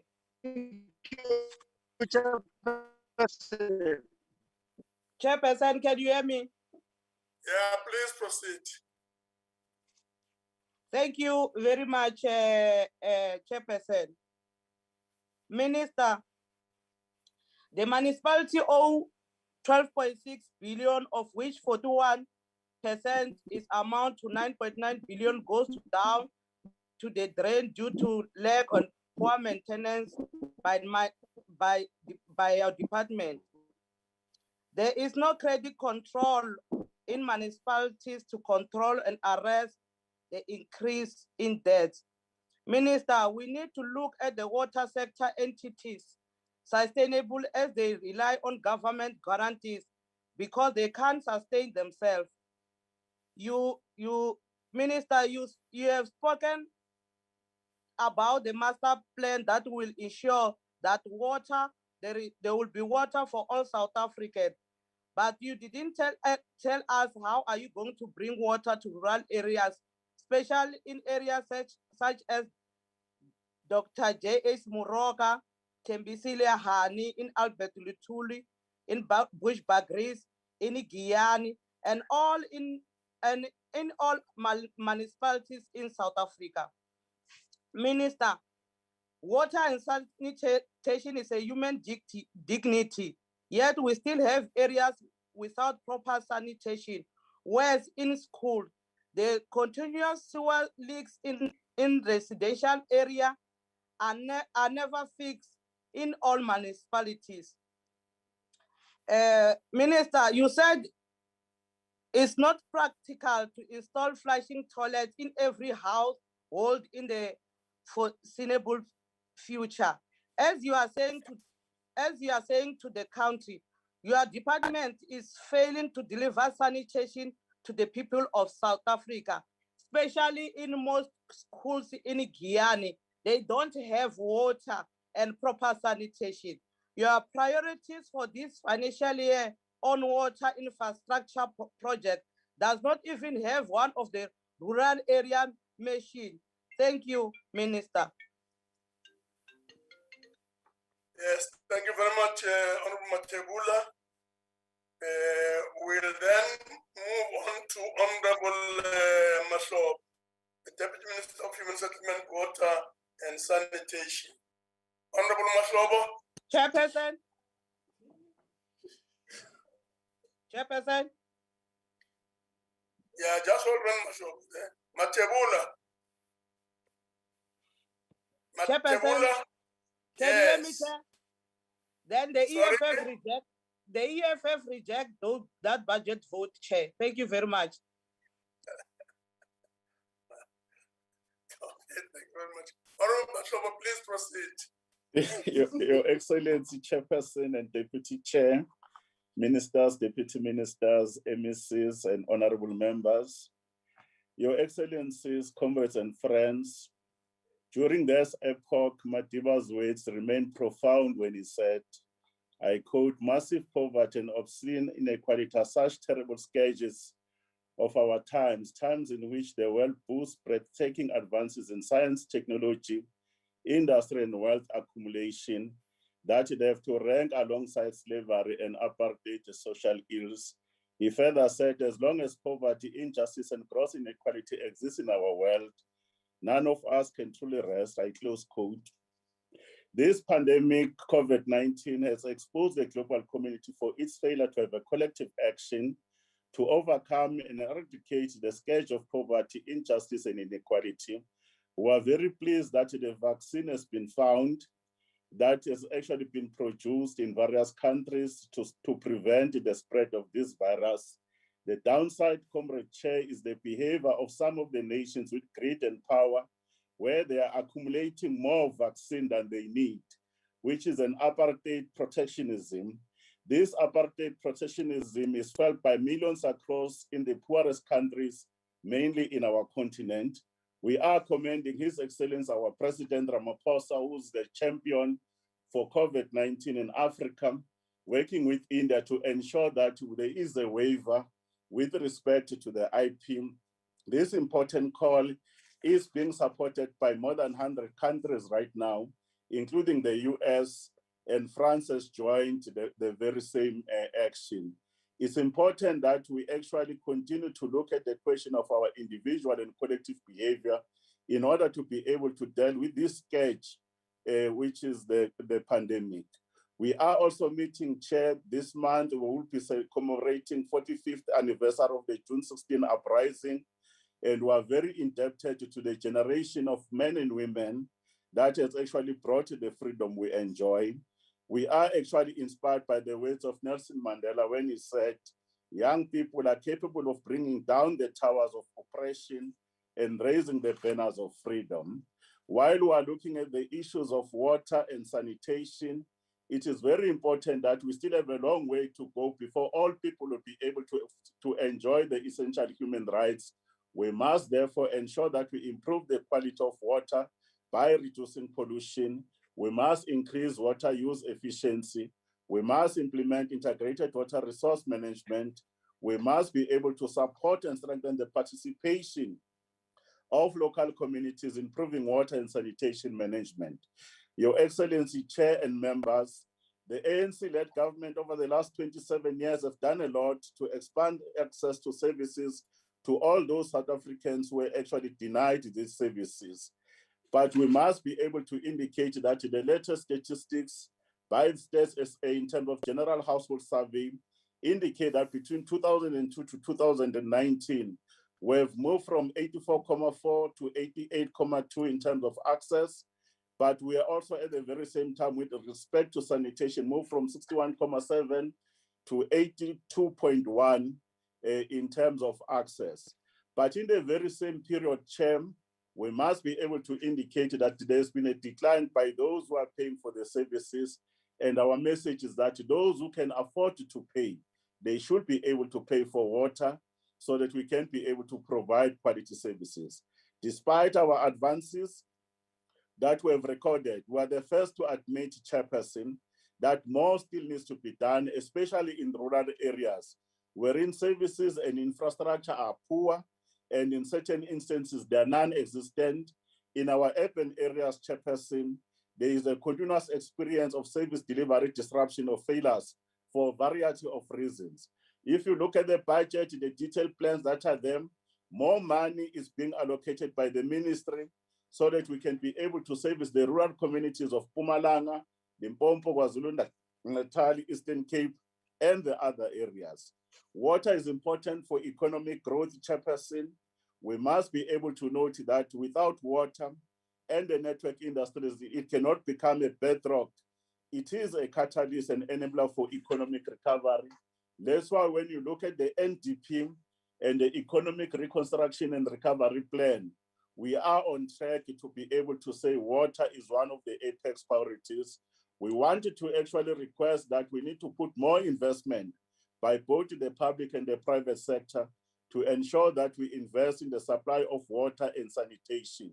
And we have a president that is very supportive and have a fuller appreciation of the importance of this particular matter. One of the challenges we face, we remain a water scarce country, Chair. Our challenges around issues of infrastructure maintenance and investment, recurrent droughts that are driven by climate change, inequalities, issues of skill shortages, and the need of engineers is very important. We're also experiencing issues of non-revenue water, especially in the Eastern Cape. You will find that the municipalities are wasting more than 50%, and in the Western Cape, we are looking at 20%. And a number of our water services authorities, at least a third of them, they will not be in a position to account for the water that they lose. And these water losses are caused by issues of operation and maintenance. The issues of ensuring our environment is clean is very important. We need to deal with the issues of pollution that is caused by population growth, migration, urbanization, and infrastructure maintenance. Our task team and enforcement teams are working very hard, and we should be able to produce their plans and be able to deal with those particular issues. At the very same time, Chair, there is pollution caused by mining. The issues that we have a lot of water underground in terms of acid mining drainage. We have a project that we've started in Witwatersrand, and that project is going to be actually cascaded to Limpopo, Mpumalanga, and Northern Cape to deal with those particular issues. And we now have the mine water management policy, and we're working with the sector departments to deal with those particular issues. Those who are polluting, Chairperson, we must indicate that the polluter will pay. We will not be able to tolerate people that will pollute our rivers and the water system. Therefore, the polluter pay principles and the waste discharge charge system is being rolled out to Chairperson this financial year, and will be going to the Val, Crocodile, West Marico, and Olifants water management areas. We should be able to cover the whole country by 2025. We are working with National Treasury President Scott Tasalka in the establishment of an independent regulator. We are reintroducing the issues of the blue drop and green drop, especially the wastewater treatment plants that are not in good condition. And we've done our assessment. We are introducing these particular matters. Currently, we're also looking at the question of the North Drop guideline that is being rolled out in Tshwane, in City of Mombela, Mutimune, Mokopong, Ilembe, and the others, Chairperson. We must also deal with the issues of water allocation, deal with issues of demand management, the reallocation from various sectors, including issues of intercashment transfer. When it comes to water security, Chairperson, issues of development of infrastructure, operations, and maintenance will remain important. As we conclude, Chair, we remain steadfast and on course in building a truly united, non-racial, non-sexist, and a democratic society as envisioned in the Freedom Charter, our Constitution, and the NDP. Water is essential for life, Chair. We need to work hard to bring safe water and dignified sanitation to all.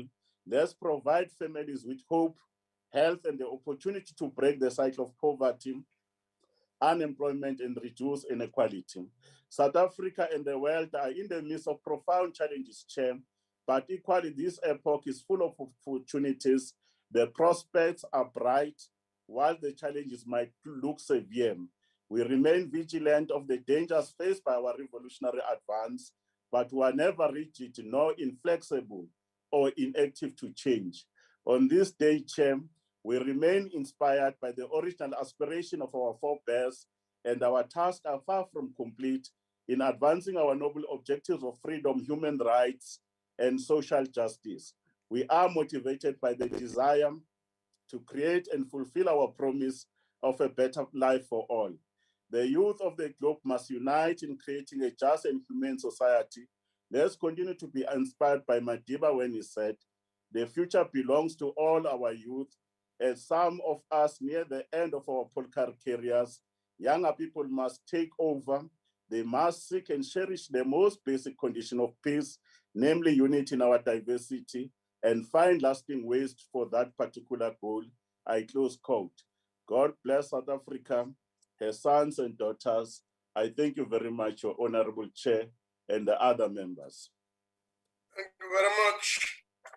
The next speaker is Honorable C. Faisal. Honorable Faisal. Thank you, Chair. Good morning, Honorable Chair, Honorable Minister, and honorable members. It took the ANC 27 years to destroy towns, development opportunities, its governed municipalities, and contaminate our natural water resources, thereby depriving citizens of their constitutionally mandated human right as exposed in the Bill of Rights. Section 27(1)(b) of the Constitution of South Africa determines the right to access sufficient water. This right is interlinked with the right to food, health, housing, and a clean and healthy environment. The state is constitutionally obliged to provide drinking water fit for human consumption, the provision of quality drinking water, as well as the provision of basic sanitation services to protect the environment. Yet, open any newspaper on any given day and you will find South Africans suffering without water, some with severely contaminated water, the stench of raw sewer, submerging towns, townships, streams, rivers, and dams. It makes one think what happened to water is life and sanitation is dignity, because this is ongoing since 25. Some of the challenges we are affected with include unequal distribution, quality of water, dilapidated state of infrastructure, leakages, towns running dry, corruption with wastewater treatment plants, negligence in operations, neglect of management of wastewater plants, and contained bulk water leakages. The reason simply being incompetence, bad governance, and transgression of legislative mandates. Why are directives not issued following by opening criminal cases to those illegally releasing and disposing of raw untreated sewer? It is predicted that South Africa's water demand will exceed the supply by 2013, a mere 9 years away. One would think that a government will be well informed of the challenges of a basic human necessity like water, in the hope that they will drive actions to stop pollution and the waste of water. South Africa's municipal sewage systems are non-functional, with more than 90% of the 824 treatment plants releasing raw or partially treated sewage into our rivers. The South African Human Rights Commission has reported that the Vaal River is polluted beyond acceptable levels, affecting natural ecosystems and endangering people's health. Minister, we are thankful that the department eventually started action to save the Vaal, because on 27 May, it was reported that pump station number 2, the last one in Mfuleni, burnt out and collapsed due to congestion, causing the whole Mfuleni region's sewer effluent to run into the Vaal River, together with adjacent municipalities. I am a witness that the department knew about this since 2018 or even before, when we conducted oversight to these plants. The failure of the department to take action to save the Vaal is a disgrace. In 3 years, the situation deteriorated without any improved and viable action being taken by the department. Minister, the crisis is beyond fixing the pump stations. How will the department resuscitate the death of the Vaal River? President Cyril Ramaphosa said on 23 April 2021 that the Infrastructure Coordinating Commission in the presidency is committed to addressing municipal infrastructure and service delivery. We anticipate and are looking forward to see what's happening. There is a proposal to establish an independent national water regulator that will separate the regulation from the tasks of water resource management and water services provisions. Let us hope it will not become the talk of talks. But how will the department root out the key factor, which is corruption? Previous projects like the war on leakages was a total failure. Training centers were built, but was not used to its full capacity and ultimately became deserted. The trainees approved by the Department of Public Works never touched one leaking pipe. 737 million was wasted. Chairperson, in terms of the National Development Plan, one of the 7 priorities as adopted by the government for the 2019-2024 administration addressed under priority 2 its economic transformation and job creation. Minister Sisulu must explain to us the decision she took to appoint 24 uncredited Cuban engineers at a cost of 65 million. The Solidarity Labour Union produced a list of 132 local engineers who are willing and ready to assist in the government's efforts to address infrastructure challenges in our rural communities. The Engineering Council of South Africa has 34,000 registered professionals, of which more than 14,800 are registered professional engineers. Minister, South Africa's impending water crisis in 9 years should be your focus to prevent a disaster. Cry our betrayed, broken and looted country. So many members, yet so few are honorable. I thank you. Thank you very much, Honorable Professor. The next speaker is going to be Honorable Detroit. Honorable Detroit. Dankie, achtbare voorsitter. Affordable housing brings stability, economic diversity, and improves the physical quality of the neighborhood. This is a quote by John Woods. Do we have stability, economic diversity, and improved physical quality in South Africa? The answer is no, we do not. Minister, if one would open the National Treasury's big red budget book and turn to page 611, vote 33 for the first time, it reads like a novel. It represents character and action and has some degree of realism. But both vote 33 and vote 41, water and sanitation, reads like pilot projects, new initiatives for new challenges. This is absurd. The water challenges in the country is currently worse than ever. Greater focus must be placed on infrastructure for water reticulation systems, as well as additional sewage work, and settlement establishment seems to be politically motivated rather than planned for true purpose. With respect, Minister, when you are on the road at night in an unfamiliar area, you smell the next town. You don't see the lights. One of the reasons for this is the absence of municipal master plan. A large percentage of municipalities does not have municipal master plans. Minister, greater focus must be placed on infrastructure for water. I've said that, but it must be heard. You must react to that. The fact that we do not have municipal master plans results in developments taking place, and it cannot be incorporated. In most instances, as a result of failure, posts not being filled due to affirmative action and Black economic empowerment, we see further depopulation in those municipal structures. In blatant disregard for employment and qualified and available engineers in South Africa, Minister Sisulu is steaming ahead with important, overpaid Cuban engineers that doesn't have sufficient qualifications. They can't act without supervision of South African engineers. Minister, in your speech this morning, you confirmed that the budget is strained, but still you insist to appoint these Cuban engineers that will cost up to 300,000 Rand per engineer per year more than the local engineers. The argument is that the cost of these engineers will be about 61 million Rand. But the expert calculations of Solidarity indicates that it could be closer to 75 million Rand. Money is being wasted and the minister is wasting it. Another dilemma is corruption that takes place with regards to tenders. The involvement of gangs in rural towns like Matlusana that act as so-called the tender mafia is a great concern. Yes, law enforcement agencies are investigating some of these cases, but it only happened after the Freedom Front Plus blew the whistle. Why didn't the municipal executive alert authorities timelessly? Are they involved? Do they benefit financially from this? Voorsitter, dit is algemeen bekend dat Suid-Afrika tans meer as ooit van tevore met reuse watertekorte sit.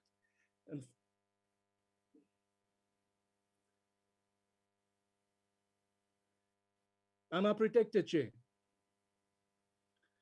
Dit is algemeen bekend dat Suid-Afrika tans meer as ooit van tevore met reuse watertekorte sit. Die inisiatiewe en projekte wat ons tans hier het, wat in huidige begrotings beplan word, wil voorkom of iemand kort voor die opstel van hierdie begroting ontnigter is en besef het dat daar na voorsiening van voldoende waterbeplanning gekyk moet word. Maar ongelukkig het die realiteit en die erns van die saak nie ingesink nie. Hierdie projekte kom voor as beplanning vir algemene nuwe uitbreidings waar daar geen humanitêre krisis bestaan nie. Provinsies soos die Noordwes gaan meer as ooit gebuk onder die gewelddadige protesaksies weens ongelukkigheid oor watervoorsiening. Voorsitter, in a written question that I posed to the Minister of Police, asking how many service delivery protest actions took place since December or August 2020 till 31st January 2021, the Minister indicated that a total number of 909 of these protest actions took place. And this is as a result of service delivery issues, including water. Do you realize what the effect these disruptions have on the economies of our rural towns? Minister, Koster, Riagile, Cinderella and the Northwest Province have been without water for the past 5 days. It's unacceptable. Hoekom word hierdie inwoners se basiese reg tot water ontneem? Towns like Rivier, the Jabotla, Sannieshof, Makwasi Hills, Tshwaying and Vryburg, where people are being deprived of their basic right of water because of failed ANC rule. Raw sewage run into the streams of Maribeng, JB Marks, Maklusana, to name but a few. The mandate of the Department of Water and Sanitation is to ensure that the country's water resources are protected, managed, used and conserved. In closing, Chair, with low water levels in the concentrated sewage percentages in, among others, the Vaal River system, sewage foam is clearly visible on the water surface and the stench is unbearable. This is also in the vicinity of the Maklusana municipality. Needless to say, the solids are drained to provide water for residents of Maklusana and everyone downstream. Cease. Bring an end to this horror story, Minister. Intervene as a matter of urgency. Thank you, Chair. Thank you very much. The next speaker is Honorable S. Zandamela. Honorable Zandamela. Chairperson, we have indicated that in yeah, the table that Honorable Zandamela has got the problem of electricity. He won't be able to connect. So I guess what that means is that we should then move to the next speaker. Yes, Chair. Thank you very much. The next speaker is Honorable A. Van Weeshuizen. Honorable Van Weeshuizen, and as I do that, call him to speak, take the stage. I'll then pass on the chair to Honorable Weningwe. Van Weeshuizen. Dankie, agbare voorsitter. Agbare lede, die Weskaap is met reg trots op ons bydrae tot die bereiking van Suid-Afrika se nasionale doelwitte, soos vervat in die nasionale ontwikkelingsplan. Most sectors of our economy experienced a recession during the last year. The Western Cape is not endowed with the same mineral riches which many of the other provinces enjoy. Our provincial economy relies heavily on agriculture. And while other economic sectors showed a downturn over the last year, our agricultural sector showed a growth of 13%. This growth came mostly from exports from our fruit farms. But due to our long dry summers, these farms are completely dependent on water for irrigation. Without sufficient water being available, orchards die and have to be replanted. Due to the recent drought in the Klein Karoo, we've seen a number of orchards where many, and in some cases all the trees have died and where farms have gone bankrupt. We still have large areas of virgin soil wanting to be planted, subject to enough water being available. Additional water sources create the ideal situation for new entrants in agriculture. We do not need to go the route of expropriating existing farms without compensation for us to achieve transformation in agriculture. Honourable Minister, your officials will know that the Buffeljas Dam, some 8 kilometers from Swellendam, was originally planned to be constructed in 3 phases. Due to the foresight of the officials at the time of construction, additional land was expropriated to allow for the further phases. Some preparatory work was also done for the remaining phases. It is reported that this dam fills up quickly every year and that the available water can fill a dam 12 times the size of the current dam. The possible increase in available water will lead to at least another 2,000 hectares of land being irrigated and the possibility for this area to be put under soft citrus trees. Existing farms under irrigation are already creating hundreds of jobs, and the packing sheds in that area employ more than 2,500 seasonal workers. I earlier referred to the opportunities that further investment in water infrastructure will unlock in the Western Cape. Another such example would be the land allocated to the Ebenezer community after a successful land claim. They have the land and the desire. And we as a province are standing ready to render even more support for them to expand their farming operations. A lack of water due to construction delays is hampering this. I'm referring to the serious delays with the raising of the Klein Willem Dam wall. This dam has been overflowing every year, and significantly more water from the Olifants River can be stored for agricultural use. The plans to strengthen and increase the current dam wall height by 13 meters would increase the volume of water by almost 2.5 times. A large percentage of the additional yield from the upgraded dam has already been committed to support transformation in agriculture. National Treasury, as far back as 2014, set 2 million aside for this project. Former Minister Nkwinti, with great fanfare, relaunched the project in 2018. It was reported at the time that more than 100 million rand has already been spent on the project, without a single proverbial brick being laid. 3 years later, this has not changed, except that significant additional costs have accrued since then. This is completely unacceptable. The additional water from a new Klein Willem Dam will allow the irrigation of 5,500 additional hectares.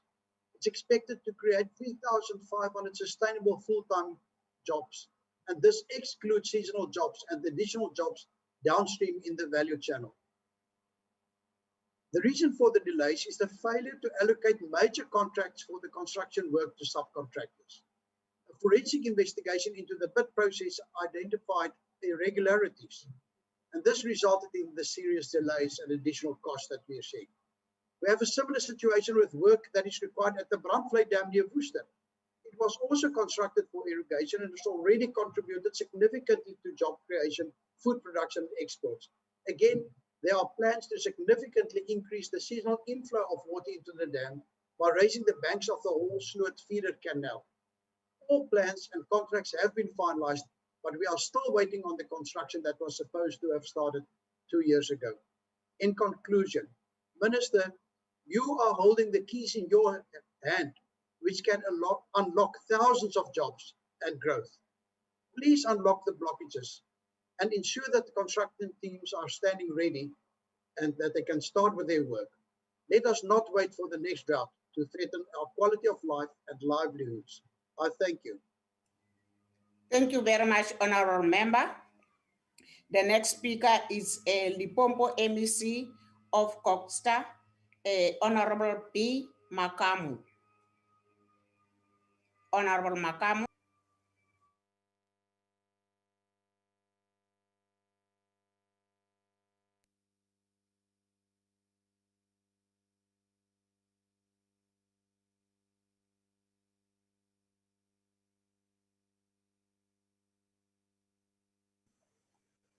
Honorable permanent delegates, special delegates, members of the board of entities, ladies and gentlemen, good morning. Honorable Chair, the Department of Human Settlement, Water and Sanitation, through its work, brings alive to the dream of the forebearers enshrined in our Freedom Charter, that there shall be houses, security and comfort. Will the dream of the Freedom Charter come true? Out of 60 million people in our country, government has assisted more than 21 million people with housing and housing opportunities across the 9 provinces. The massive housing delivery happens in the context of migration to urban areas and growing informal settlement.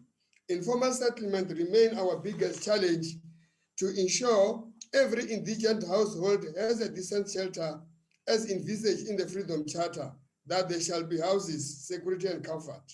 It must be appreciated that the Department of Human Settlement, it's working with 9 provinces to do everything in its power to ensure that 2.2 million households in South Africa still living in informal dwelling has a decent shelter. One of the innovations introduced by the Department of Human Settlement is the FLIPS program to assist our first-time buyers and working class people to purchase their own houses. In the Limpopo province, we have a Bendo Extension 100 in Pulukwani, planned to yield 661 mixed housing units with affordable rental stock, gap housing, and bonded homes implemented through integrated residential development. We revised our contract in line with the fleet policy framework to improve the intake of beneficiaries with the assistance of Resima Housing. I understand the constraints under which the Department of Human Settlement has to deliver on its mandate.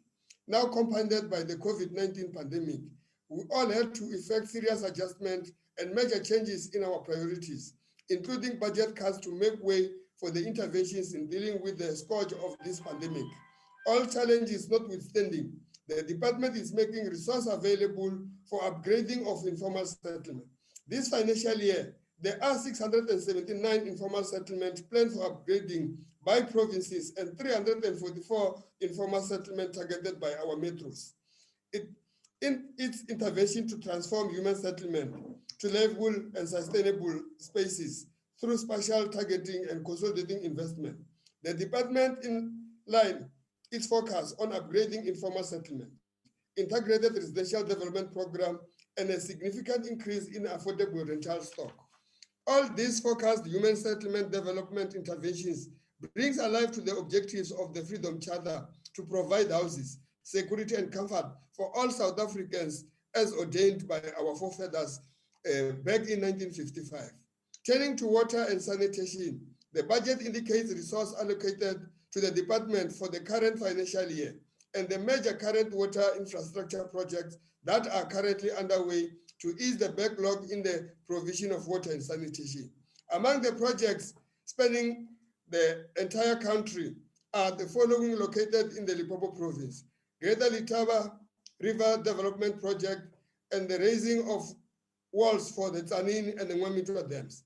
The Greater Letaba River Water Development Project will augment the water supplies to Greater Letaba River that supplies water to domestic users, commercial irrigation, commercial afforestation, and the tourism in the Mopani District Municipality. The project comprises of the construction of a dam situated just below the confluence of Greater Letaba and Nwanetsi River in the Nwamitwa area. The raising of the Tzaneen Dam and the water treatment works, pipelines, and reservoirs for the regional bulk distribution for water for domestic use. The Tzaneen Water Dam on the Greater Letaba River will be raised by 3 meters to increase the storage of capacity of growth in Tzaneen's urban requirements and to mitigate future restrictions on water for the irrigation.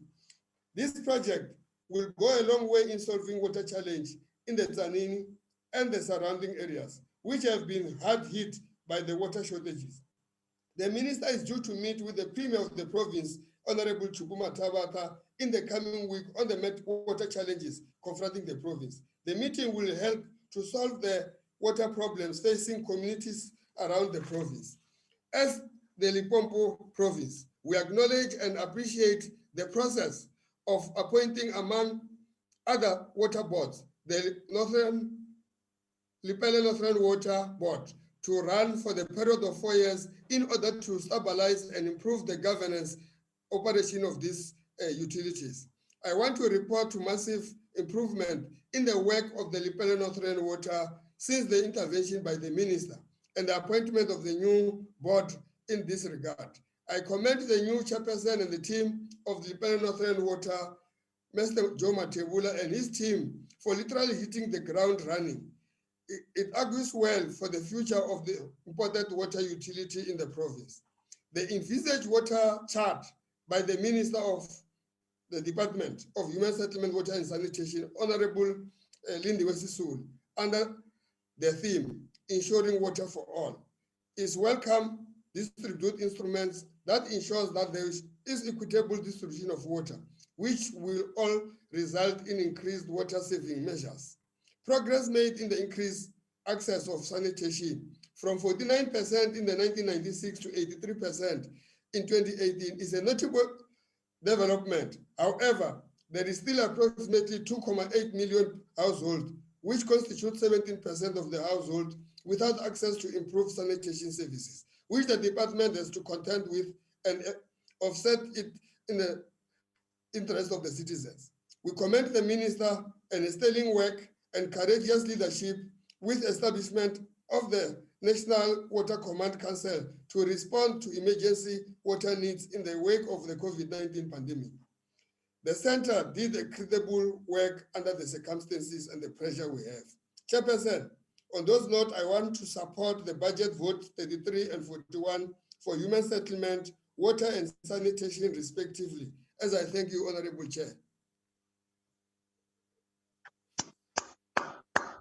Thanks very much, Honorable Member. The next speaker is Mpumalanga MEC Human Settlement, Honorable S.K. Mashilo.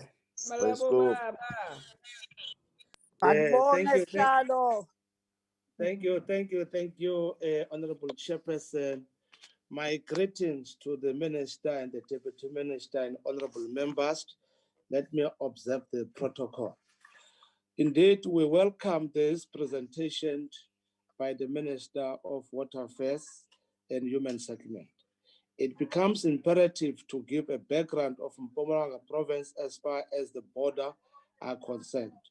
We are a province that is bordered by two countries, Mozambique and the Kingdom of Eswatini.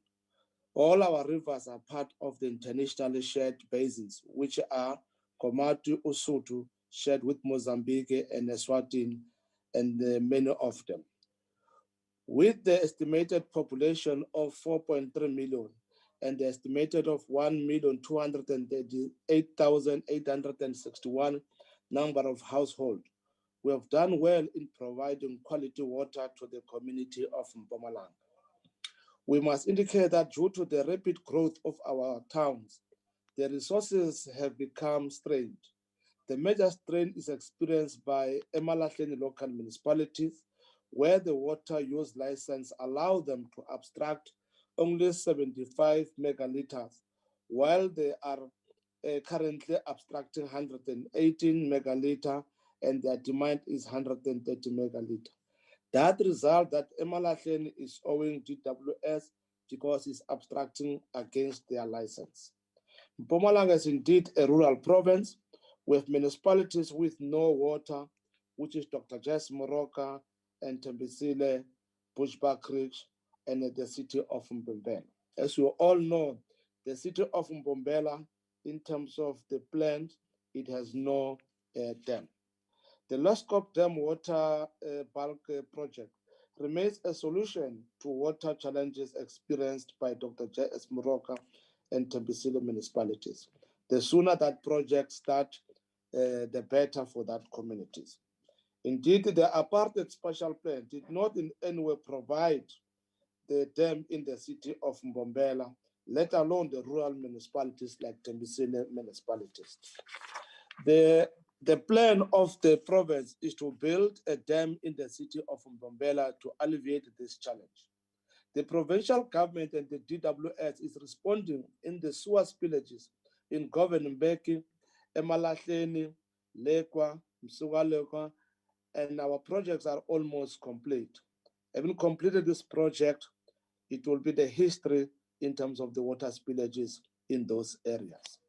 As the province of Mpumalanga welcomed the master plan presented by the Honorable Minister, which defines a new normal for water and sanitation development and management in South Africa. The fact that it will be called the Water Charter, ensuring what for all will indeed fundamentally change the water environment. As for this reason, that we welcome the National Water Act, which gives the minister the power to undertake a compulsory licensing process to reallocate water use license, where existing water resources are already fully used. In some areas where we have started improving our infrastructure, there are criminals that are vandalizing our plans. As the minister correctly said, we must work together with our community so that at the end of the day, the infrastructure the government is putting is being looked after. As the province, we believe that alone we can't achieve this and we can't fight these criminals. Together with the community, we shall do that.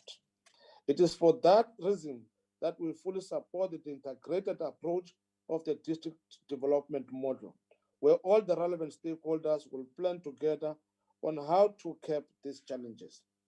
Amidst the challenge posed by the COVID-19 on the acquisition of material, the Mpumalanga Department of Human Settlement has consistently over the last 3 financial years achieved its target for top structures, that is the RDP in our province.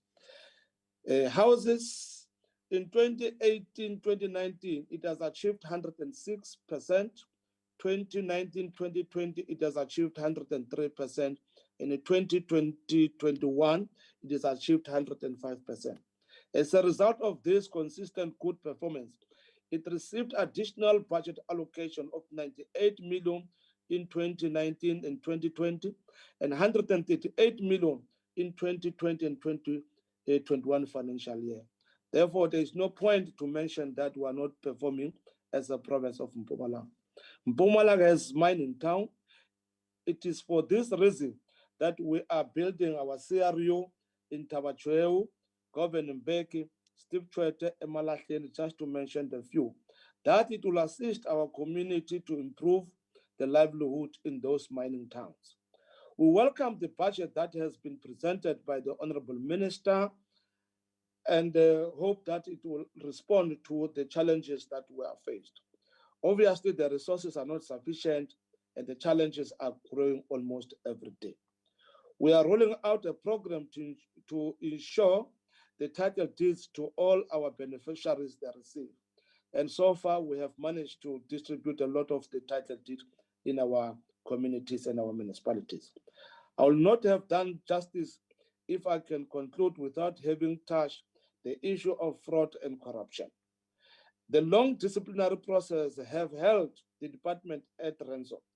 This included the court battles involving the non-performing service providers. We therefore need to take a leave from good practice by the Honorable Minister in this regard. All these cases need to be finalized. As I joined departments, there were a number of service providers that have held the department at ransom, and certainly some of them have been terminated, including those who are doing the shoddy work, because it's not what this government is meant for.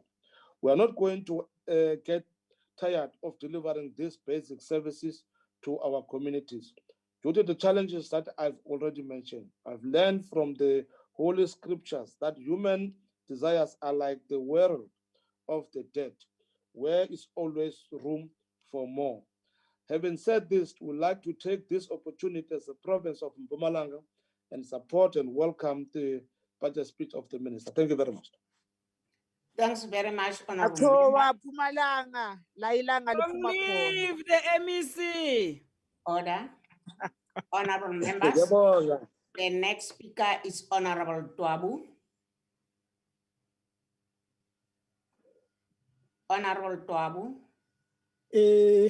Honorable Chairperson, apologies first for making this presentation in a car.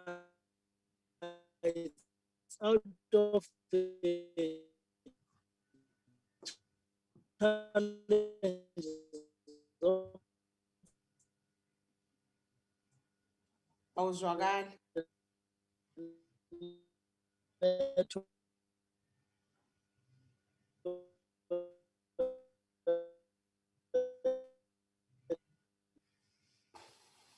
Awuzwakali, honorable member.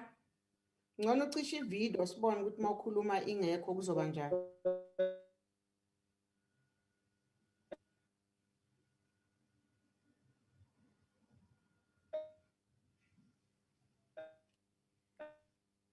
Honorable member, it seems honorable Twabu nenkinga ye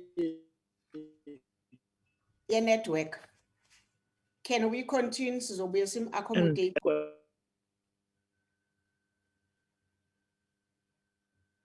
Hello?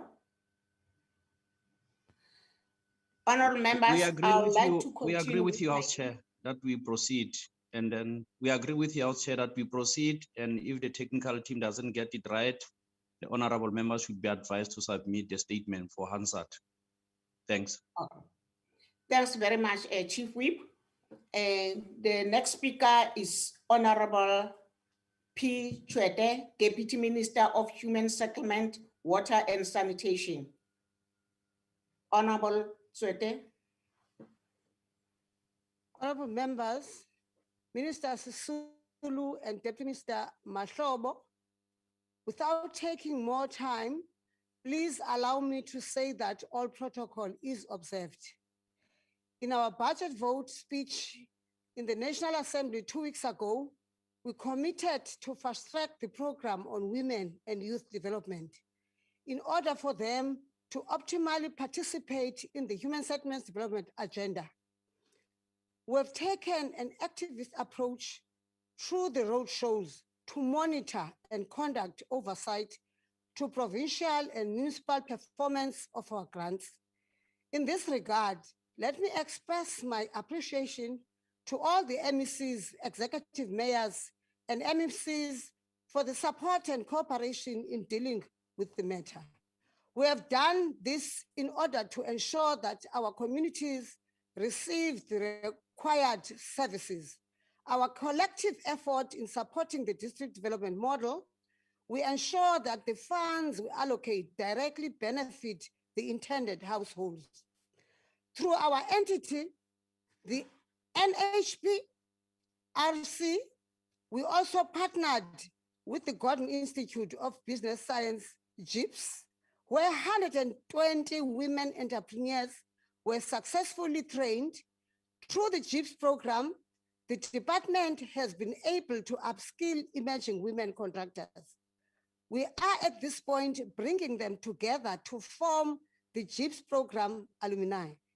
This will enable an opportunity to plow back into the human settlement sector value chain. 2 months ago, honorable members, I took and also went to visit to the Western Cape. I was invited in the Western Cape in the area called Delft, and I was presented with a number of houses with asbestos. My department has since committed to remedy the situation. As such, one of the graduates from GIBS program, Ms. Sethu Loilane, is currently contracted to the department to assist in the development of an empowerment and enterprise development policy for designated groups, women, youth, persons with disabilities, child-headed households, military veterans, and unemployed graduates. Ms. Loilane is using Delft as a pilot project where women and youth will be trained and licensed to remove asbestos. Siyaqhuba. Honorable members, our main event for the youth build this year is underway in the Maluti Apufong municipality in Kwakwa, that is Free State. 16 houses are currently under construction by youth contractors for destitute families. These houses will be handed over towards the end of this month. There are other youth-built activities happening throughout the provinces. Good news, I am invited by the MEC Sibiya in KwaZulu-Natal to be part of the signing ceremony for 109 house contractors scheduled for the end of next week. During last quarter of the provincial financial year, I held roadshows with different provinces and municipalities in the mining towns to understand challenges experienced in the implementation of the revitalization of distressed mining communities program. In order to provide continued support to provinces and municipalities to address these challenges, a budget of 542 million has been ring-fenced within provincial 2021-2022 HSDG allocations to implement bulk infrastructure and service projects in this municipality. This grant will also be used as co-funding to counter the effects of mines that are closing down. We have been called upon by members of both House Parliament to pay particular attention to issuing of title deeds. Members have been telling us from both houses that we are too slow in terms of issuing title deeds. Members will remember that once a housing beneficiary holds a title deed, then we are restoring people's dignity and guarantee them ownership and tenure, secure tenure. Equally, so we have seen improvements in some of our provinces. We can mention the Northern Cape, KwaZulu-Natal, Gauteng, and Northwest, where the special case of nearly 30,000 properties held by Northwest Housing Corporation, which require that historic death be reconciled in order to release the title deeds to hand owners. The homeowners must get their title deeds. They must hand over those title deeds. Honorable members, today the MEC for Human Settlements in the Northwest is scheduled to hand over 70 title deeds in Mkhwase in the Bomanaja district, Bojanala, district in municipality. President Ramaphosa, in his State of the Nation address, stressed the importance of investing in public-private partnership to realize our goals. Earlier this year, we partnered with the Unilever Domestos brand on a community development program in the Eastern Cape. We are also preparing to sign a memorandum of understanding on additional projects focusing on youth development, gender-based violence, and femicide, as well as hygiene, to mention but a few. Previously, I spoke about my passion for women empowerment. Subsequently, Moteo Construction headed my call. Yesterday, we had a successful meeting and agreed in principle that we'll soon be signing a memorandum of understanding aimed at cooperation in the area. This MOU will detail the participation of women contractors in the two identified projects of KwaZulu-Natal, Etete KwaDukuza and Moyeni. I would like to encourage the MECs in the Eastern Cape, MEC Nqanqeba Kontsiwe, to follow up with Moteo and Sawik Eastern Cape chapter on possible partnership. And Kolanga, Luhlobo provinces, ezingabaniki ngayo amakhosikazi, 30%, 20% for youth, and nangona sisithi amakhosikazi nabantwana ngabona bantu bangaphangeliyo. Ndiyatsho ke ukuthi ndiyacela ukuba i-MECs zinayo i-budget yoba zinike oomama nolutsha i-constructions bakwazi usebenza. In his budget, the Western Cape MEC committed to take 800 women, and we wish to get an update in this undertaking on progress to date. Kungathethwa nje intsomi athi umuntu I'm going to create 800 jobs. Ziphi uziqasha ziphi aphi la makhosikazi eWestern Cape azawunikwa as 800 job. Let me state upfront that I am deployed by President Ramaphosa as a political champion of the Central Karoo district, which includes Beaufort West, Lensburg, Prince Albert local municipality. In March this year, I made my initial visit at Beaufort West local municipality, where we identified a number of service delivery challenges, including housing, which needed the intervention of government. Siyaqhuba asimanga. I'm proud to announce in this house that early this week, the officials of the department undertook verification of 95 houses that were affected by disaster. Asithethe nje into ngenzeki, iyenzeka yonke into. Sibe pha nazi izinto zakwenziwa. Together with the officials from municipality, the department packaged an application for emergency funding for consideration. To this end, our department is currently processing the applications with the aim of approving 6.1 million to repair the damaged houses. Tina Paikap science. This action demonstrates the kind of collaboration that the DDM promotes. DDM yasebenza. House chairperson, building houses for military veterans remains one of our key priorities. The establishment of the task scheme on military veterans led by Deputy President Honorable Mabuza will assist with resolving key challenges around this. Honorable members, I conclude, I would like to make a plea to all MECs in the provinces to take agenda of women and youth development seriously. I thank you very much, Presiding Officer, Honorable Sathuba. Thanks very much, Deputy Minister. And the next speaker is Honorable Nana. Honorable House Chair, I have a big problem on my hands. Chocolate. Eat the chocolate. Honorable Nana. Please The pardon me chocolate. without my microphone, my camera on. Okay. Honorable Chairperson, Honorable Minister, Honorable members, the drought phenomenon seemed to have gripped parts of the country, and the Eastern Cape is no exception because it seems to have been affected sevenfold. The majority of districts in the province of Legends are ravaged by the devastating lack of rain, poor or no maintenance of an aging infrastructure, whilst communities in rural areas are affected most. Honorable members, residents in Burgersdorp in Walter Sisulu municipality have gotten used to go without water for days, and water rationing has become a norm rather than an exception.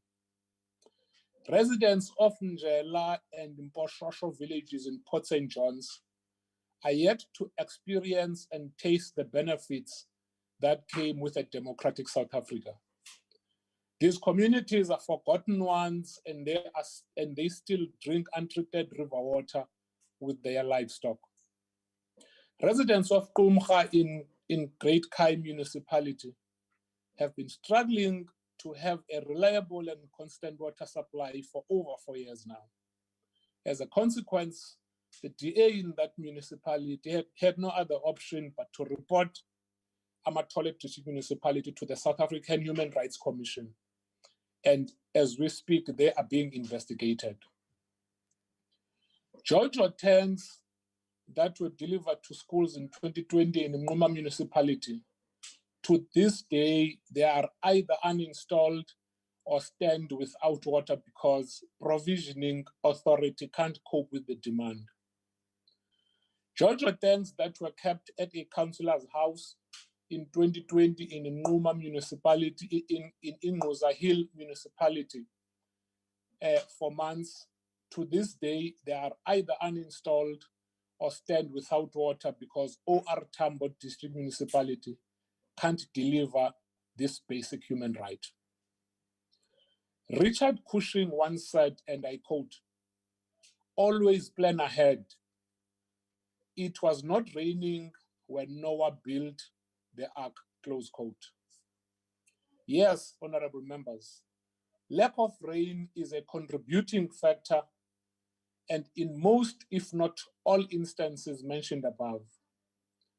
But the common feature is a lack of foresight and planning ahead. Remember, it was not raining when Noah built the ark. For the past 5 years, 3 of the 4 coastal metros have been hit by drought, and the question could be asked, Minister, what is the department doing to ensure sustainable water supply in the long term? Always plan ahead. It was not raining when Noah built the ark. Minister, sometime in 2020, I raised in this house the plight of the people of Nelson Mandela Bay. You undertook to look into the situation as a matter of urgency. Honorable members, I'm pleased to report back to the House that indeed the minister kept her promise. Your visit in April this year to Nelson Mandela Bay filled those communities with renewed hope that day zero can indeed be defeated. The combined dam levels in Nelson Mandela Bay are critically low at 11.85%. And by all accounts, this water will not go far. On the part of the coalition of good governance, no effort has been spared. We're doing everything we can to reduce Conclude, honorable member. to reduce consumption, including tariff increase, and 1,000 leaks are repaired on a weekly basis, because where the DA governs, we get the job done. Bandicelile ke nokwindla kokuba ungqinibe, kodwa besazi akubalibelanga ngezinto abathembise ngazo njengoko wawuzi. Yeka mhlekazi, kudala umkota lo Noah xa uyaqala umva umdrayivayo. Nezithembiso zabo. Enkosi kakhulu. Thanks very much. Order member. I'm told that Honorable Twabu, he's ready. Can you please come in, Honorable Twabu? Thanks, Chairperson. Can you hear me now? Yes, I can hear you. Thank you very much, Honorable Chairperson. Apologies for technical challenges that I experienced earlier on.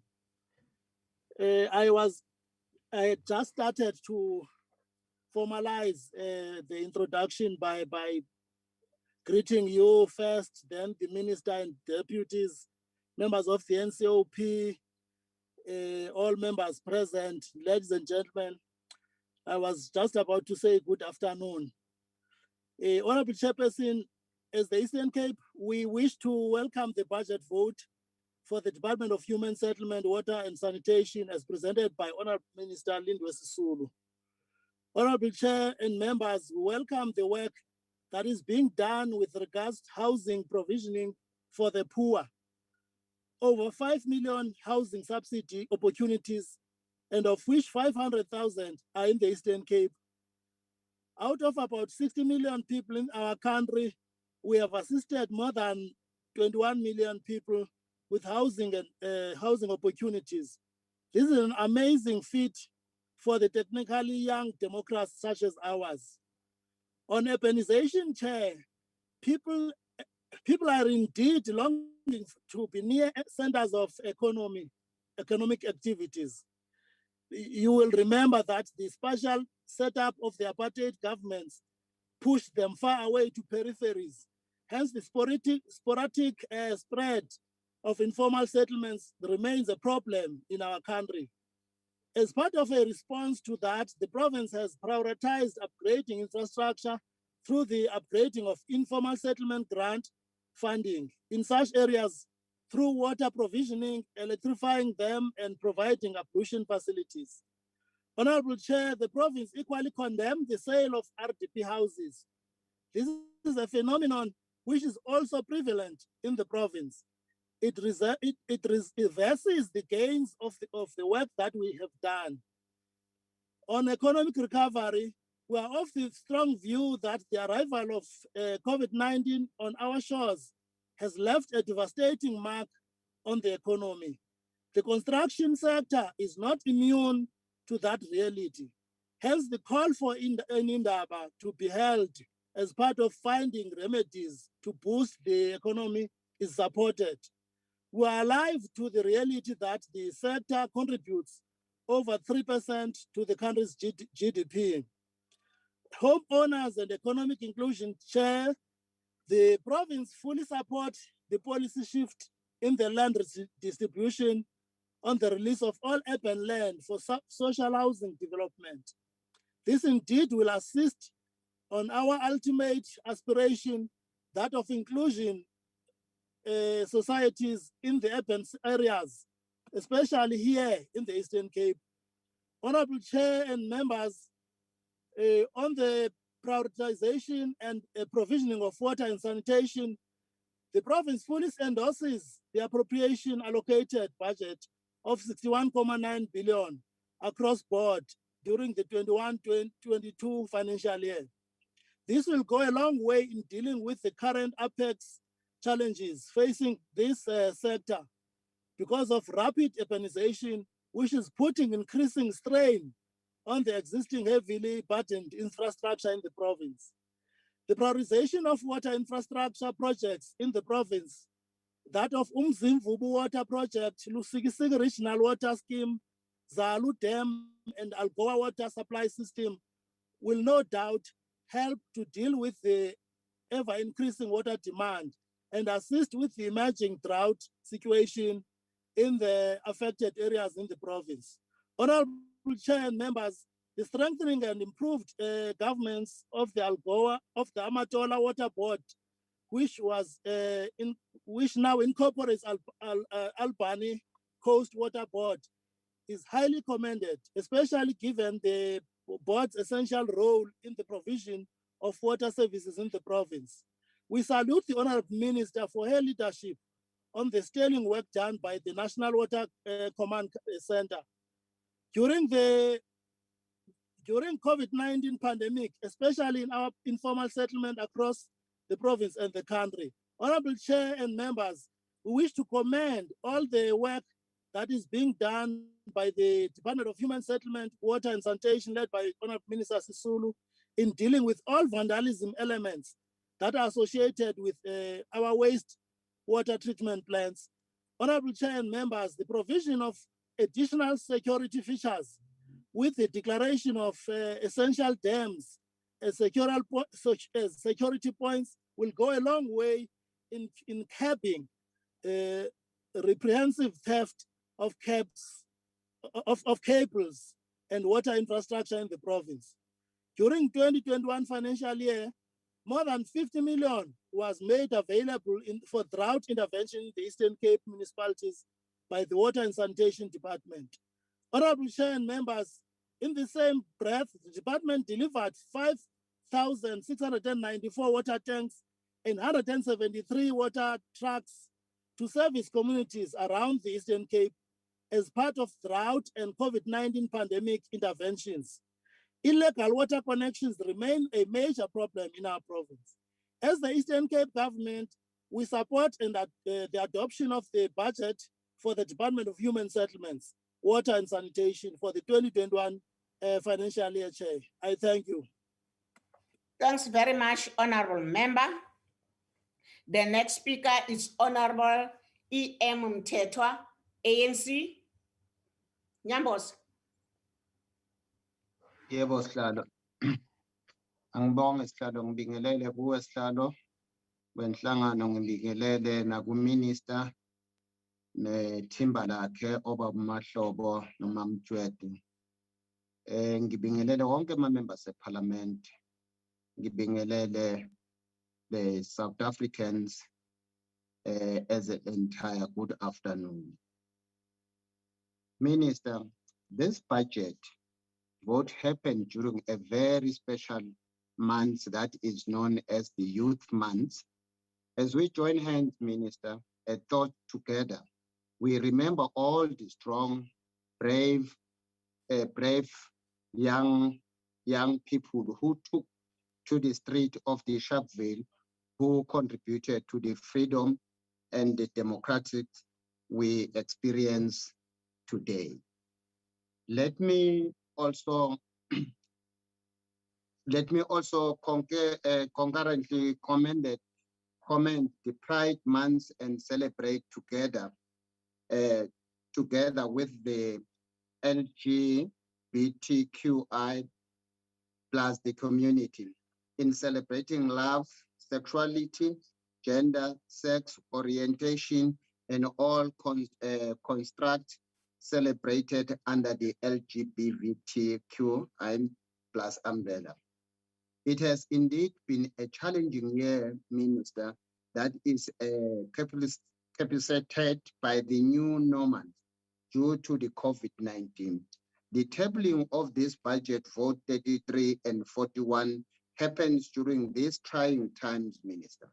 It must be noted that even in these trying times, we will continue to work and save the people of our beautiful country. The Department of Human Settlement, Water and Sanitation, and its supporting entity have reversed the strategic plan and annual performance plan. The coordination of target is very important for the department as it results in measurement of performance and use as a tools to evaluate the efficiency and effectiveness of the department. and the alignment to the medium-term strategic framework focus on the integrated water resources management. Excuse me, Chair. The infrastructure planning and development and regulation water services. Our plan as the ANC-led government is to ensure, Minister, that there is an increase in water supply for the growing population and economy to ensure water security by 2030. In creating inclusive economic reform to drive exclusive growth is one of the priorities of the country as outlined in the 2021 State of the Nation Address. Thus, it is important, Minister, for the department and its entity to ensure that they implement the program that will support the achievement of the mandate of the departments achieved inclusively economic growth in line with the set priorities for this financial year. Furthermore, Minister, in the SONIA 2021, the President emphasized the importance of prioritizing women economical empowerment. For the past 27 years, and democratic government has brought about changes by more still need to be done to improve the quality of life for all. Therefore, there is a need, Minister, now more than ever to create an opportunity for women, the youth, and the people living with disabilities. Hence, it has been one of the most important indicators for the department to ensure that targets are in line with your building inclusive economical growth that will create opportunity for all South Africans to participate in an economic activity that will propel the country to the higher level of our economical growth. Honorable members, the National Democratic Revolution, the NDR, will not be realized when inequality and unemployment poverty is still prevalent. It still prevalent amongst the majority of our Black people.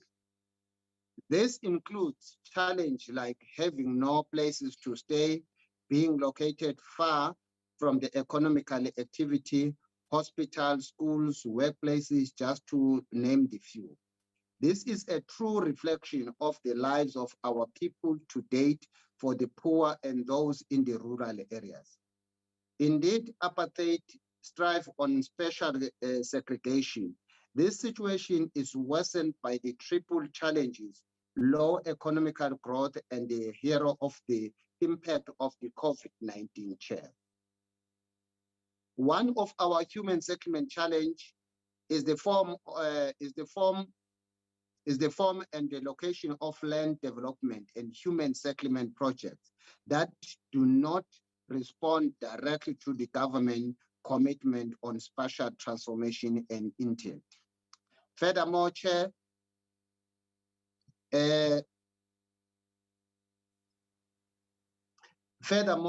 Honorable Chairperson, the challenge of the poor, the challenge of the poor state of water treatment infrastructure, flooding and sewage spill is a long looming crisis in South Africa. The challenges are there, Chair, and as the ANC, we do admit much still need to be done under this, need to be done in those areas. These challenges, Chair, are not new. Medium-term strategic framework of 2019-2024 responded to these challenges as it is operationalized the Vision 2030 of the National Development Plan. The NDP identified, Chair, as an administrative and the technical failure. The budget vote 33 and 41 and its associate strategy and annual performance plan responds to the Vision 2030 MTSF. 2019 to 2024 and SONA 2021. Honorable members, the ANC has been consistently on the need to provide in providing decent housing at the center of the national democratic revolution. The Freedom Charter Chair remains our long-standing policy position as the ANC, as it is captured the ANC commitment to provide for housing, comfort, and security. Our focus, Chair, has been on the people who cannot afford to provide for themselves. We have and a will to continue to build basic free homes, upgraded houses and services, and working towards uplifting, improving, and creating a better life for our people. We will also continue to dismantle the apartheid legacy that is keeping our people in perpetual poverty. We are committed, Chair, in dismantling segregation, special partnering to create an integrated and suitable community where our people live closer to this social economical activity. This social contract remained at the core of the ANC commitment and our strategical objective to realize a better life for all. Our Operation Vulindlela and the distribution development model, DDM, are necessary tools, Chair, to use to coordinate all spheres of government and at a national level, provincial and local, to address structural reform and celebrate service delivery in line with the NDP priorities. The 13 the priorities 13 that deals with building and capable and development state. In fact, the DDM is a plan to strengthen the local government. These are all crucial objectives listed in a Charter 13 of the NDP. The NDP, Chair, is operationalized by the MTSF priorities. The water uses license, Chair, application and authorization as pronounced by the President in the SONA 2021 is an important priority under the acceleration of the economic recovery and implement economic reform to create sustainable jobs and drive exclusive growth. It also, Chair, the green and the blue drops of water quality program is a special integration, human settlement, and the local government. Through the Operation Vulindlela, these are programs that we went to implement and ensure, Chair, that they do perform. In line with the department priorities, we welcome the budget, Chair, allocated for the municipality informal settlement upgrading grants and the provincial informal settlement upgrading grant. Furthermore, Chair, the department master plan makes an emphasis on one of the ANC 54 National Conference resolution on the redistribution of water for transformation. Through the master plan to ensure activity measures are put in place to drive the land distribution, such, Chair, as a land taxes, support for Black farmers, and preferentially allocation of water rights and infrastructure provision to Black farmers. As the ANC, Chair, we have done this to respond to the inequality brought by the apartheid system, which was the only beneficiary to the white minorities and segregated the majority Black people, especially the Black farmers, Chair. This is practical and true that the Black people in agriculture sector are disadvantaged and relatively to the white minorities. Honorable Chair, honorable members, this brings me to an urgent point of my debate. As the ANC, we are committed in addressing these inequalities. The department should ensure, Chair, that it expedite the processes of amending the National Water Act and the Water Services Act.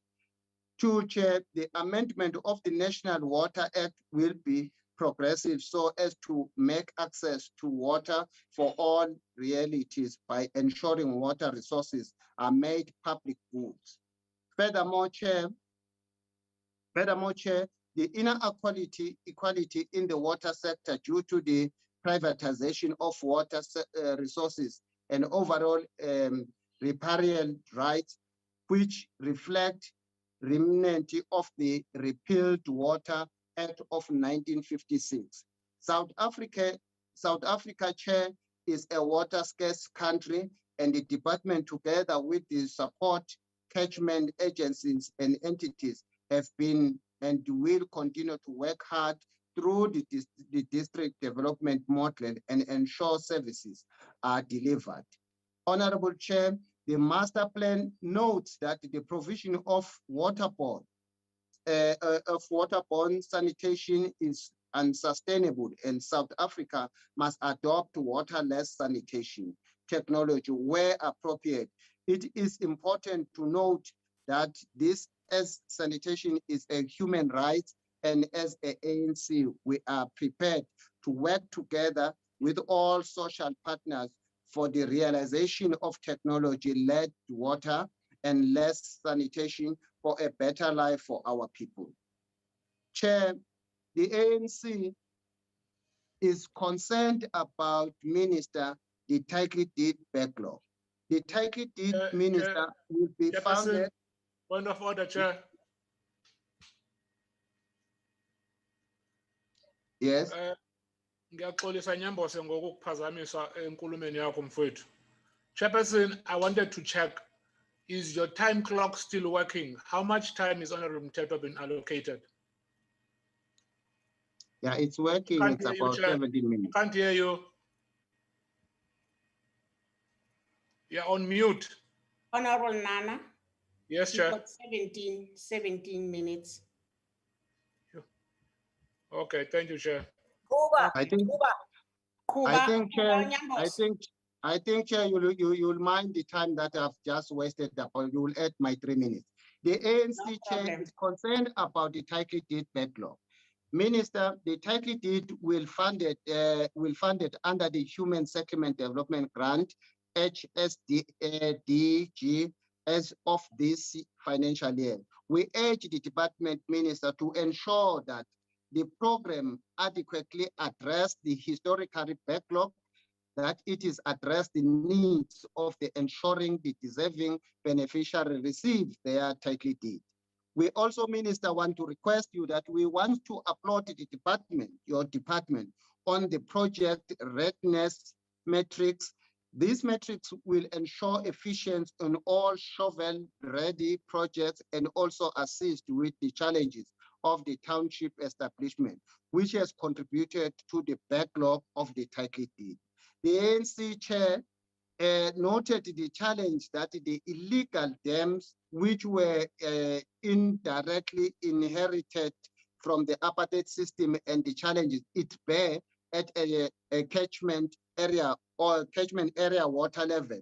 The ANC wish to implore the department to provide progress report on demolition of this dam as a matter of urgency, Chair. Providing housing is one of the building stone of the NDS. This ANC wants to applaud the department again, Minister, on the remedial program aligned to financial linkage individual subsidy programs to benefit the gaps market. We call on all department minister, municipality, business, and the citizen which owes water costs to pay in order to ensure efficient operation by the water board. Then, Minister, coming to closing, that the use of the pay principle is a critical principle, Minister, to ensure sustainable development. The ANC, Minister, support this budget, and it will ensure that this budget must pass so that it can address all the challenges that our people are facing out there. We thank you, Minister, and your deputy in presenting this budget to us. I thank you very much, Chair. Thanks very much, Honorable Mtetwa. Before I call the next speaker, I would like to invite Honorable Nyambi to take over. Honorable Nyambi. Thank you, Chairperson, Honorable Minister Sisulu.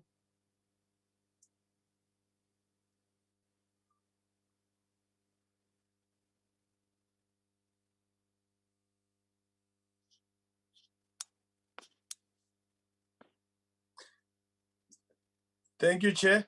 I now invite the Honorable Minister Sisulu to conclude the debate. Honorable Minister.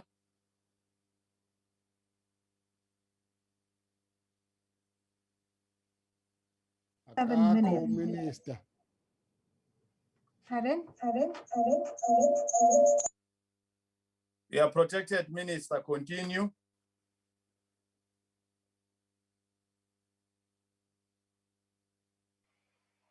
Unmuted, please. Unmute, Minister.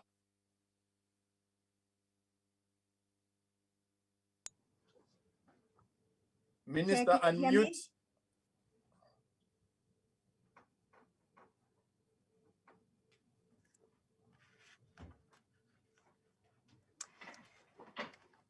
Chair, I have a technical problem with my computer. If we could just give me a fraction of a second to adjust.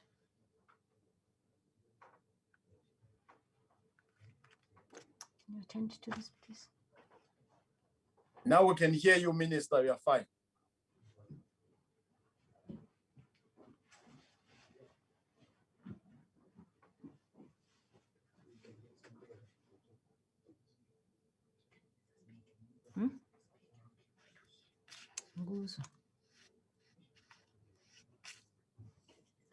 Chair, am I audible? Yes, you are audible, Minister. Thank you very much, Chair. Chair, I only have 7 minutes to respond, and therefore my proposal, Chair, is to some of the members who have contributed immensely positively in this debate.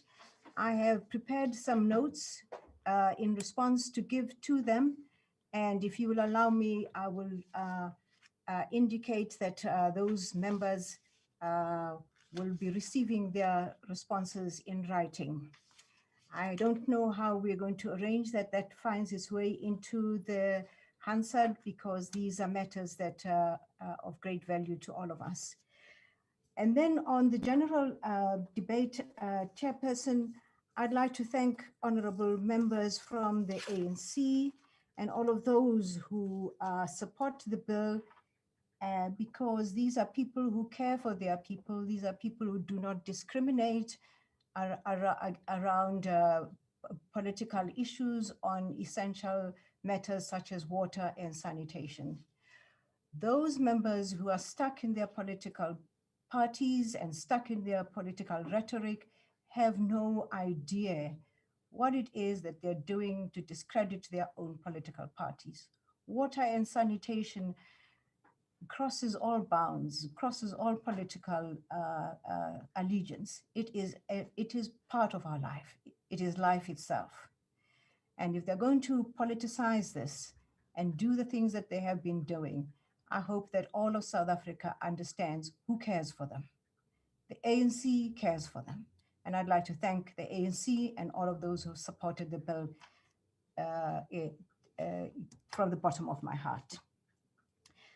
And I applaud the quality of contribution that I've received from especially members of the ANC. In particular, I'd like to thank Honorable Dodovu, who started off the responses, and indicate that we'd like to thank him very much for his productive input. We'd like to thank him for the time that he has given to the department, to assist the department in so many ways to ensure that we are able to do what needs to be done.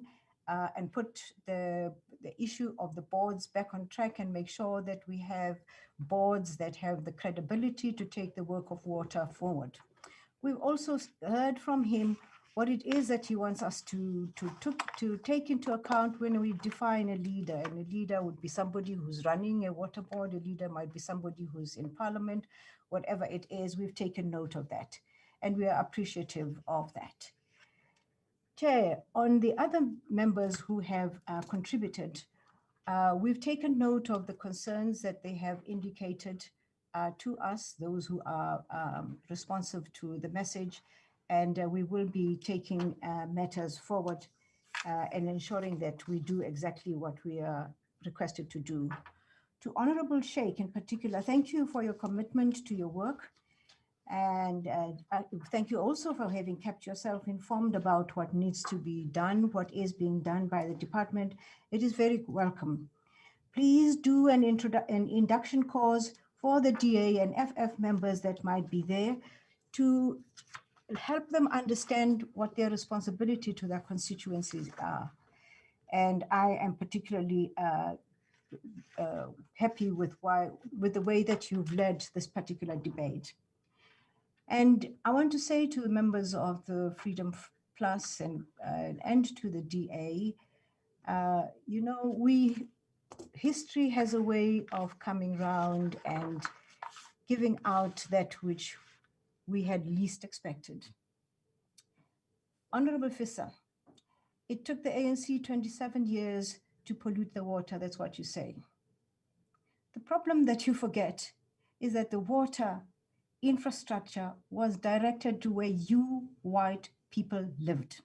You made no attempt whatsoever to reach out to the indigenous people of this country, nor did you put in the necessary sewer for the indigenous people of this country. So when we came into the towns, which were probably not planned for by your own architecture, obviously, what we are experiencing now would have happened. History has a way of giving back what you have given to the people of this country. May you live with what you're living with until all of us have equal access to sanitation, proper sanitation and proper water. It is not just you who are affected by this, it is everybody. And I'm glad that history has brought you into the fold of understanding what it is African people have been living with all this time. So you can live with it. And this would also go to any other member who's been complaining, Freedom Front, about pollution of water. It looks like it is us and Black people who are polluting water. No, it is not us Black people. It is all of us in South Africa, because we are now making sure that everybody in South Africa has access to proper sanitation. Unfortunately, the infrastructure that we've inherited from you did not permit that, and we're having to make do with what we have. We're doing our best to make sure that all our people in the country have the advantages that you have enjoyed for so long, without caring about the fact that water does not discriminate, without understanding that water will flow wherever it is directed to. Sanitation will flow into your house because you have not provided sanitation for the people who need to have proper sanitation. So live with that and understand what it is that discrimination has created in this country. We are not apologetic. We are going to deal with the problems that we are experiencing, all of us. And you will begin to understand what you have brought into this country and what we've had to live with all along. Honorable members, those members that have responded on the matter of the Cubans, Honorable Fissa, on the matter of the Cubans, you can also join them in the court. We will continue with our work. We have an international obligation towards Cubans that has been signed and accepted by Parliament and this government. And it doesn't matter how much you scream, how much publicity Solidarity is seeking out there, we will not renege on our constitutional responsibility. So you can join us in court. I want to go on to Honorable Sileku. Honorable Sileku, On the matter of the consultants, we will provide you with an answer because some of the issues that you raise are quite pertinent. Then there is what I would only call I don't know if puppet is the right word, is the right word to use in a place like Parliament, but if it isn't, you will forgive me, Chair. But there is a puppet of the DA here, a black man who obviously has not understood what happens to black people in the DA. Soon he will understand and soon he will realize he's just Honorable Minister. for the votes. The DA does not care for black people. Will not care Point of order, Chair. And recent history should have shown him that. Point of order, Chair. Honorable Take Maseko the of point the of DA, order. as I've indicated, you've Chair. asked about the PI Act. Who's raising We the will point of indicate order? what we're doing about the PI Act and the possibility of making sure that we can amend. Point of order, Chair. But The Minister Chairperson, cannot just to all the ignore you. members of the ANC, Honourable thank Chair. you for supporting the Honourable vote. Minister. Thank you for supporting Let me the take Honourable vote. Broughton said. And Honourable Broughton said. long live the ANC, long live members of the ANC, and thank you, Chairperson. Chair, this is unacceptable behavior from this minister. Thank you. Honorable Broughton said the minister has concluded. Allow me to take Chair, this sorry, opportunity. Chair, point of order. Sorry, Chair, point of order. The fact that the minister has concluded does Honorable not Broughton said, excuse let me her recognize you. from the fact that she made an aspersion to a member of the House by calling him a puppet. Please, can you rule on that, Chair? It is unparliamentary to call another member of this House a puppet, surely. To call a member of parliament a puppet, it's unparliamentary. That's the ruling. Honorable Broughton said, allow me to take this opportunity as the minister has concluded the debate to thank the Minister of Human Settlement, Water and Sanitation, Honorable Sisulu, Deputy Minister Mahlobo, Deputy Minister Swete, special delegates from our provinces for availing themselves for this very important debate. Honorable members who are aware that today is a Friday, we'll take a comfort break for 10 minutes, then we'll be starting in 10 minutes. A comfort break for 10 minutes. Thank you, Comfort Chair. break for 10 minutes. Don't leave the No, chair. Chair, I wish the minister was good enough. Long live the ANC, long live! I was old enough to Long name the live! I wish she was old enough to name the Long puppet live the because minister! bendizomphendula. Long I live! was old enough. Comfort break, 10 minutes. I will put her in a place. She knows me very well. I wish she had named the puppet.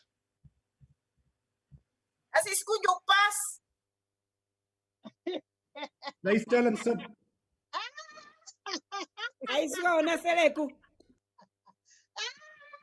Your arrogance is simply disgusting. Your arrogance is simply disgusting. Recording stopped.